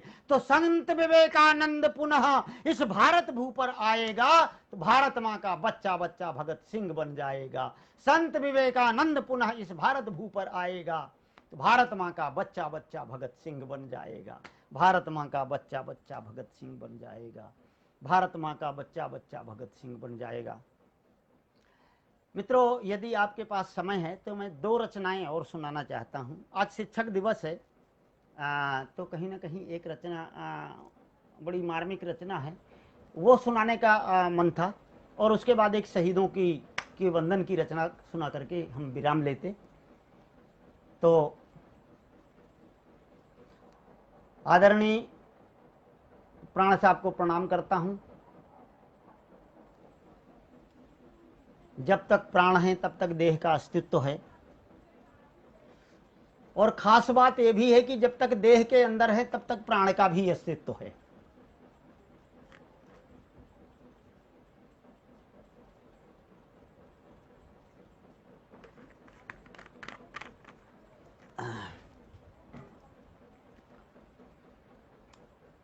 अब छंद विधा से थोड़ा सा हटकर,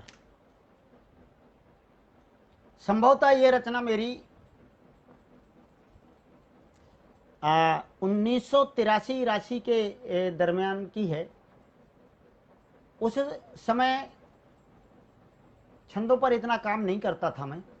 हो सकता है कि ये रचना छंदबद्धता में नहीं होगी, मात्राएं ऊपर नीचे होंगी, लेकिन इस रचना ने मुझे जो नाम दिया है, जो पहचान दी है, जो स्नेह दिया है, जो देश में प्यार मिला है इस रचना के माध्यम से, तो अब उस रचना को मैं परिमार्जित या उसमें बदलाव नहीं करना चाहता हूं। जैसी कंठ पर बैठी है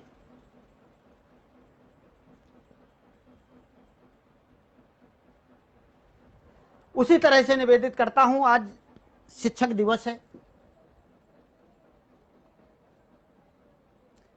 एक समय ऐसा था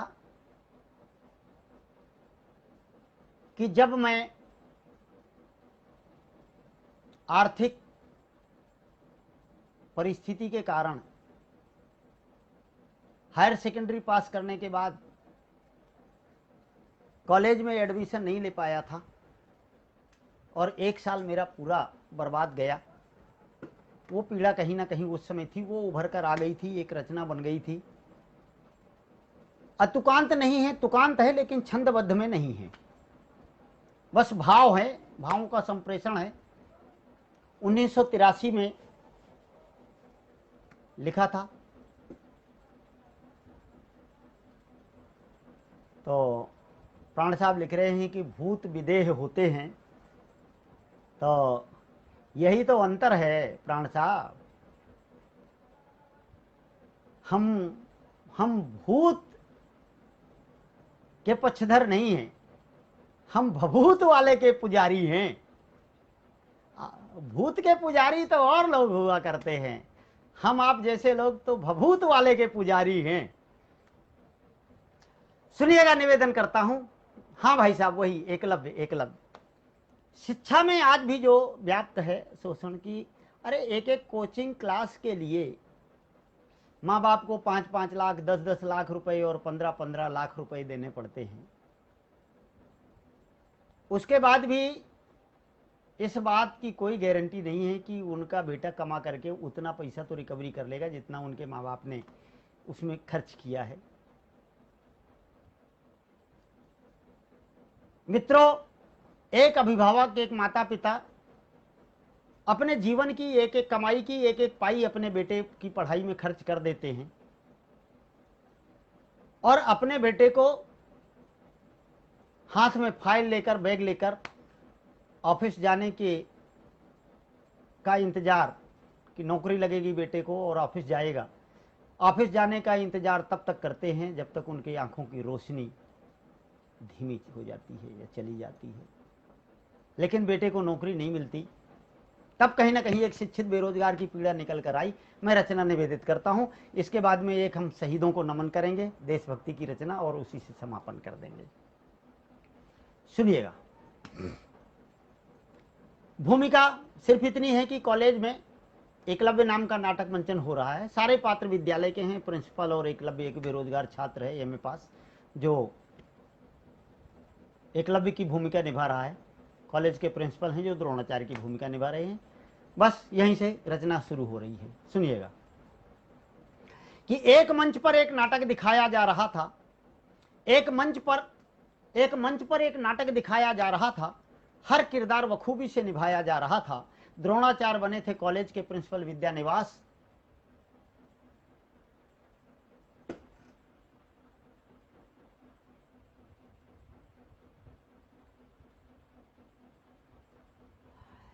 द्रोणाचार्य बने थे कॉलेज के प्रिंसिपल विद्यानिवास और एकलव्य बना था। एक मंच पर एक नाटक दिखाया जा रहा था। हर किरदार बखूबी से निभाया जा रहा था। द्रोणाचार्य बने थे कॉलेज के प्रिंसिपल विद्यानिवास और आमने सामने थे एक अध्यापक और एक छात्र। अपनी अपनी जगह फिट थे दोनों पात्र। तभी संवाद में दोनों आमने सामने थे एक अध्यापक और एक छात्र, अपनी अपनी जगह फिट थे दोनों पात्र। तभी संवाद में द्रोणाचार्य ने कहा, ऐ शिष्य, तेरे बलिदान पर निर्भर है अर्जुन का भविष्य। तभी तभी तभी संवाद में द्रोणाचार्य ने कहा, ऐ शिष्य, तेरे बलिदान पर निर्भर है अर्जुन का भविष्य। एक नया इतिहास रचने के लिए कुछ ना कुछ अनूठा चाहिए और मुझे गुरुदक्षिणा में तेरे दाएं हाथ का अंगूठा चाहिए। मुझे गुरुदक्षिणा में तेरे दाएं हाथ का अंगूठा चाहिए। मित्रों, यह सुनकर एकलव्य कुछ सोचने लगा। मन के सागर में उठता तूफान दबोचने लगा। तब द्रोणाचार्य ने कहा, शिष्य, कैसी चिंता, कैसा सोच कर रहे हो? बताओ, गुरुदक्षिणा देने में क्यों संकोच कर रहे हो? मित्रों, एकलव्य ने मायूस होकर कहा, गुरुवर, आप बहुत चालाक हैं। अध्यापक के नाम पर बहुत बड़े मजाक हैं। अरे, मैंने तो सुना था कि शिक्षा की उन्नति से बेकारी, बेरोजगारी विदेश भाग जाएगी, लेकिन सच्चाई यह है कि इतिहास के पन्नों पर शोषण की छाप लग जाएगी। इतिहास के पन्नों पर शोषण की छाप लग जाएगी। इतिहास के पन्नों पर शोषण की छाप लग जाएगी। गुरुवर, काश कोई गुरु गुरुदक्षिणा में मेरे इन बेरोजगार हाथों को मांग लेता।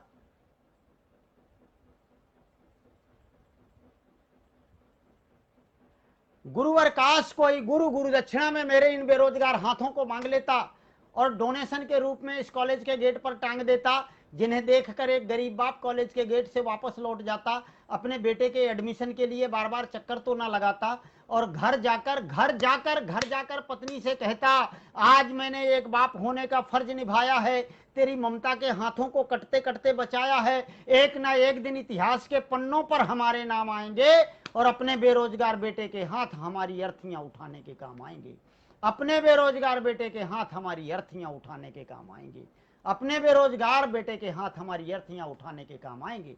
गुरुवर जिन हाथों में क्रांति की मशाल होनी चाहिए, गुरुवर जिन हाथों में क्रांति की मशाल होनी चाहिए, गुरुवर जिन हाथों में क्रांति की मशाल होनी चाहिए, जिन हाथों को देश की सुरक्षा ढाल होनी चाहिए, जिन हाथों में बहन के प्यार की राखी होनी चाहिए, जिन हाथों को बूढ़े माँ बाप के लिए बैसाखी होनी चाहिए, अरे जिन्हें उठना चाहिए नमस्ते दुआ सलाम के लिए, जिन्हें उठना चाहिए नमस्ते दुआ सलाम के लिए, जिन्हें लड़ना चाहिए देश के लिए, देश की आवाम के लिए, वही हाथ दफ्तर दफ्तर नौकरी के लिए फैलाए जाते हैं। लेकिन सच्चाई यह है कि हर जगह सिर्फ गांधी छाप नोट मंगाए जाते हैं।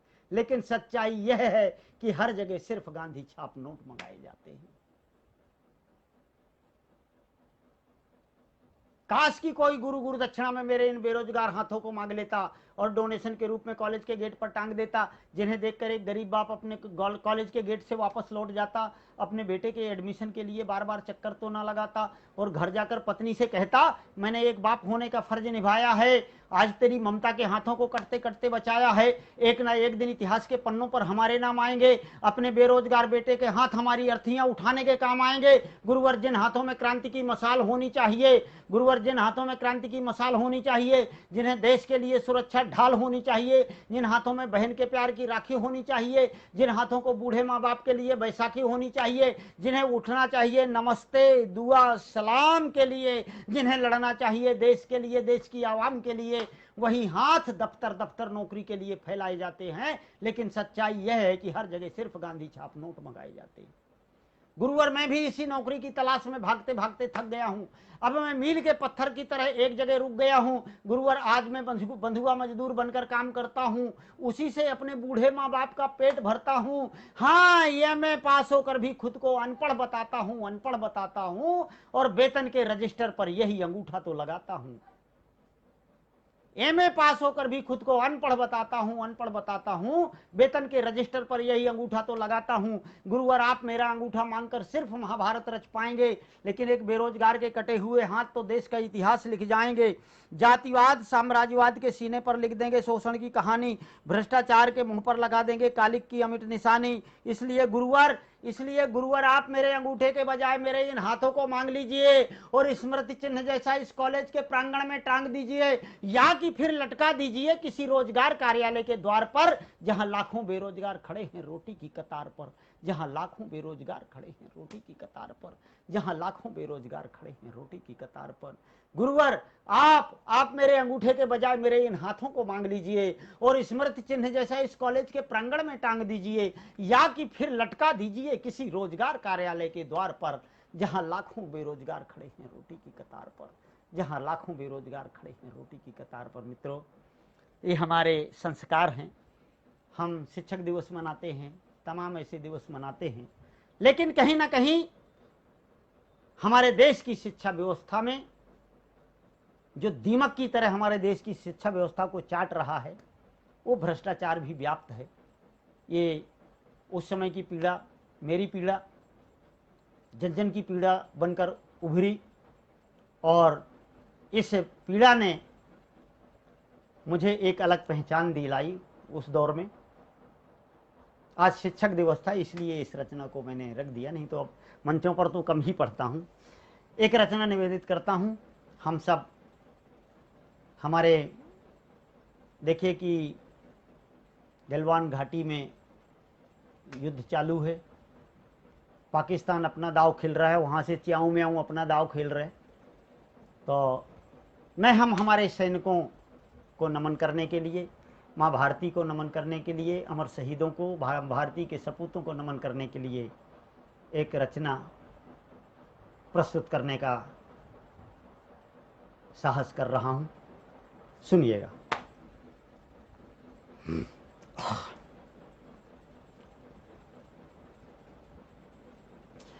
कि नंदन वन में आग लगी है, पता नहीं रखवालों का।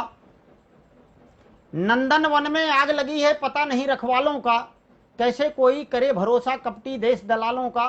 भारत माता बंधी हुई आतंकी जंजीरों में, जाने किसने लिखी वेदना इसकी हस्त लकीरों में। घाट घाट पर जाल बिछाए बैठे कई मछेरे हैं, देखी मछली कंचन काया आज उसे सब घेरे हैं।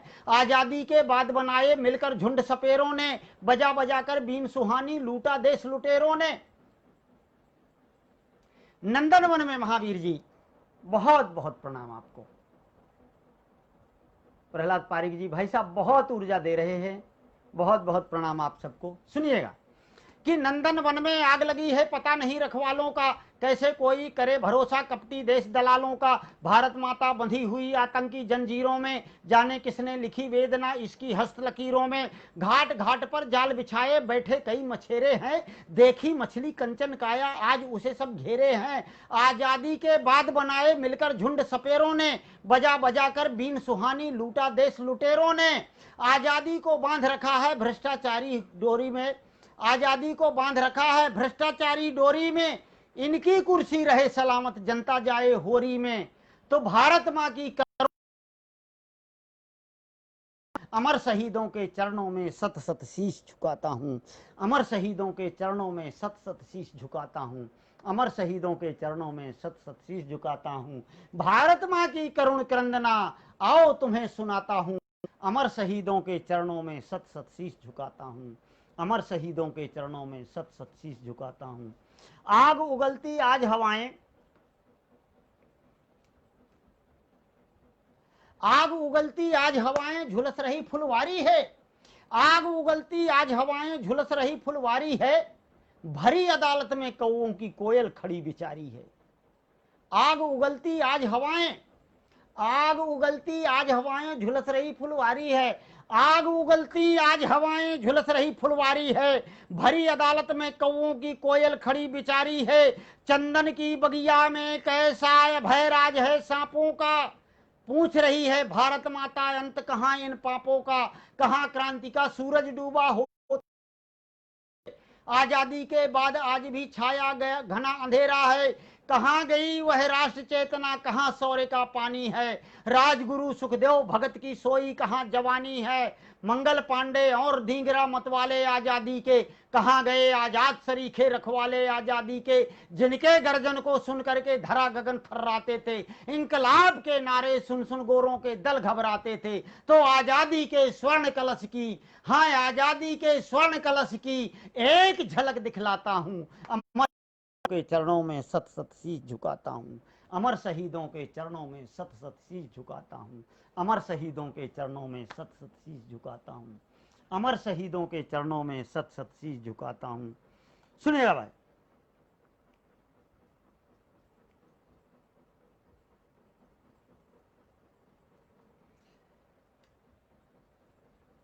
क्रांति सुतों के रक्त बिंदु में, क्रांति सुतों के रक्त बिंदु में इंकलाब का लावा था। आजादी की खातिर मिटना उनका सच्चा दावा था। राष्ट्र चेतना राष्ट्र भक्ति में नाते रिश्ते भूल गए, राष्ट्र चेतना राष्ट्र भक्ति में नाते रिश्ते भूल गए। हंसते हंसते वह मत वाले फांसी पर थे झूल गए। भूल गए वो सावन झूले भूल गए तरुणाई वो, भूल गए वो सावन झूले भूल गए तरुणाई वो। भूल गए वो फाग फागुनी भूल गए अमराई वो। भूल गए वो दीप दिवाली भूल गए राखी होली। भूल गए वो ईद मनाना झेल गए सीनों पर गोली। हाँ हाँ ठीक है, अभी 10 मिनट और। भूल गए वो फाग फागुनी भूल गए अमराइयो। भूल गए वो दीप दिवाली भूल गए राखी होली। भूल गए वो ईद मनाना झेल गए सीनों पर गोली। भारत माँ को गर्व हुआ था पा ऐसे मत वालों को, रोते रोते कोस रही है अब गुजरे इतने सालों को। धन्य धन्य वह माताएं लाल विलक्षण जो जाए, धन्य धन्य वो सारी बहनें बंधु जिन्होंने ये पाए। तो धन्य हुई मम आज लेखनी, धन्य स्वयं को पाता हूँ। अमर शहीदों के चरणों में सत सत शीश झुकाता हूँ। सत सत शीश झुकाता हूँ। रचना का अंतिम पद। और मित्रों, आने का कोशिश किया है। जब एक सैनिक को उसके परिजन विदाई करते हैं तो घर से दरवाजे का वह दृश्य है जो पंक्तियों के माध्यम से मैं निवेदित करने का प्रयास कर रहा हूं। रचना का अंतिम पद सुनिएगा, इसी प्यार के साथ, इसी स्नेह के साथ, इसी दुलार के साथ निवेदन करता हूं, सुनिएगा।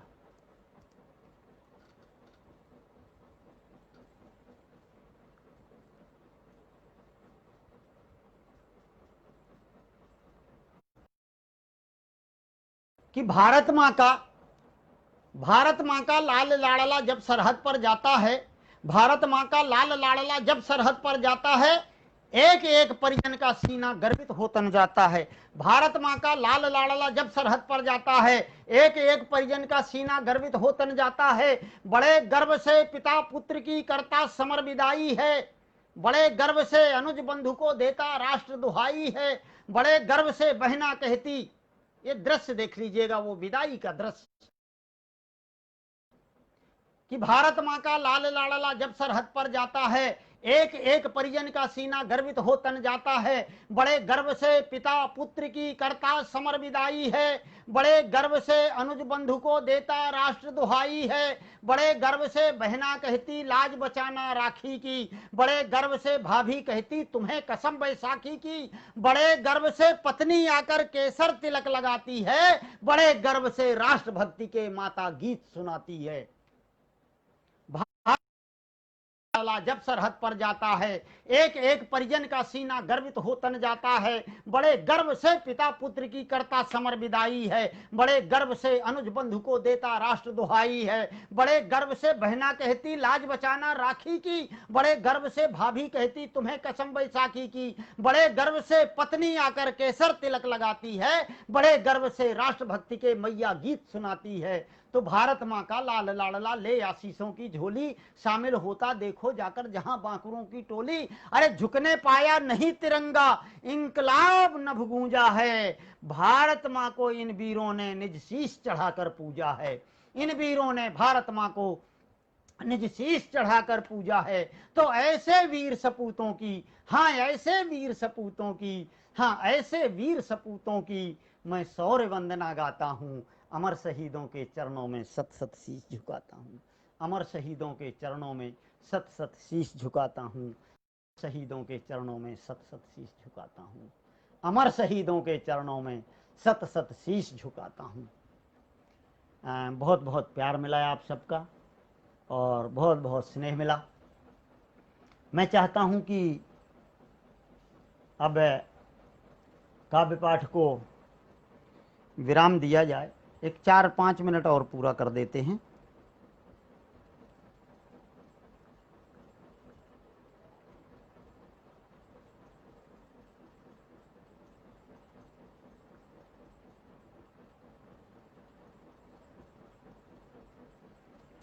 एक छोटी सी रचना और एक मुक्तक के माध्यम से बस मुश्किल से 5 मिनट का समय और दे दीजिए, सुनिए।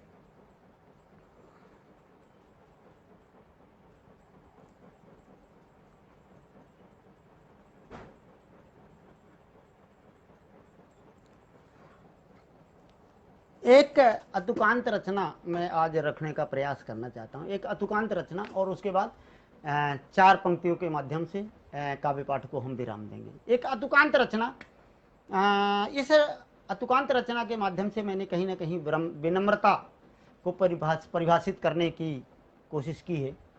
सुनिएगा।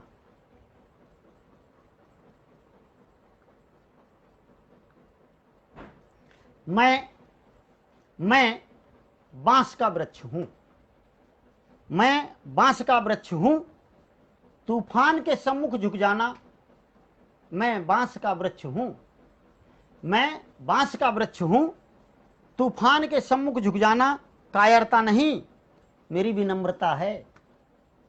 मैं बांस का वृक्ष हूं, मैं बांस का वृक्ष हूं, तूफान के सम्मुख झुक जाना कायरता नहीं, मेरी विनम्रता है।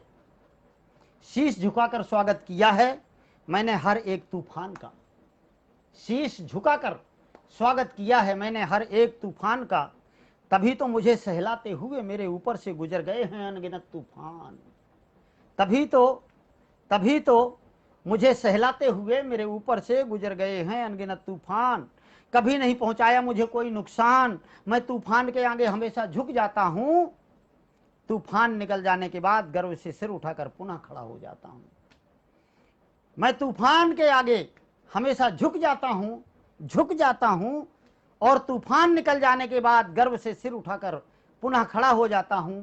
किंतु जो पेड़ खड़े रहते हैं कंधों पर अहंकार लादे, किंतु जो पेड़ खड़े रहते हैं कंधों पर अहंकार लादे, जड़ उखाड़ धराशायी होते देखा है मैंने उन्हें अपनी इन्हीं आंखों से। किंतु जो पेड़ खड़े रहते हैं कंधों पर अहंकार लादे, जड़ उखाड़ धराशायी होते हुए देखा है मैंने उन्हें अपनी इन्हीं आंखों से। पत्तों का बिखरना, डालियों का टूटना, जड़ों का उखड़ना परिचायक है उनके दंभ के टूटने का। विनम्रता की परिभाषा है, विनम्रता की परिभाषा है, विनम्रता की परिभाषा है समय के साथ झुकना, समय के साथ खड़ा होना, न टूटना, न बिखरना, न पछताना, न रोना। हमेशा खुश रहा हूं कंटकों और पत्थरों के बीच, मैं हमेशा खुश रहा हूं कंटकों और पत्थरों के बीच, तभी तो पहुंचा हूं दलदल से तुंग शिखरों तक, अछूत के घर से कृष्ण के अधरों तक। मैं हमेशा खुश रहा हूं कंटकों और पत्थरों के बीच, तभी तो पहुंचा हूं दलदल से तुंग शिखरों तक, अछूत के घर से कृष्ण के अधरों तक। जीवन की आस का वृक्ष हूं, प्यार की प्यास का वृक्ष हूं, मैं आपके विश्वास का वृक्ष हूं। हाँ मैं बांस का वृक्ष हूं, हाँ मैं बांस का वृक्ष हूं, हाँ मैं बांस का वृक्ष हूं। बहुत बहुत स्नेह दिया है आप सबने। 4 पंक्तियां। मैं लाइव क्यों आया था उसका एक विशेष कारण ये भी है जो मैं 4 पंक्तियों के माध्यम से कहना चाहता हूं, और 4 पंक्तियों से समापन। कुल 8 पंक्तियों से हम काव्य पाठ को विराम देते हैं। एक, मैं लाइव क्यों आया हूं। नवल जी, भाई साहब, दीपिका दीदी जी, पारिक जी, मुझे लगता है कि राजस्थान का तो पूरा परिवार ही उपस्थित है। मैं लाइव क्यों आया हूं, सुनिएगा नवल जी भाई साहब, कि अरावली की घाटी का अभिनंदन करने आया हूं, अरावली की घाटी का अभिनंदन करने आया हूं, जयवंता के लाल तुम्हारा वंदन करने आया हूं। अरावली की घाटी का अभिनंदन करने आया हूं, जयवंता के लाल तुम्हारा वंदन करने आया हूं, और जिस मिट्टी की गाथा गाकर बलिदानी अमर हुए हैं, आन बान पर अर्पित उसकी तनमन करने आया हूं, आन बान पर अर्पित उसकी तनमन करने आया हूं।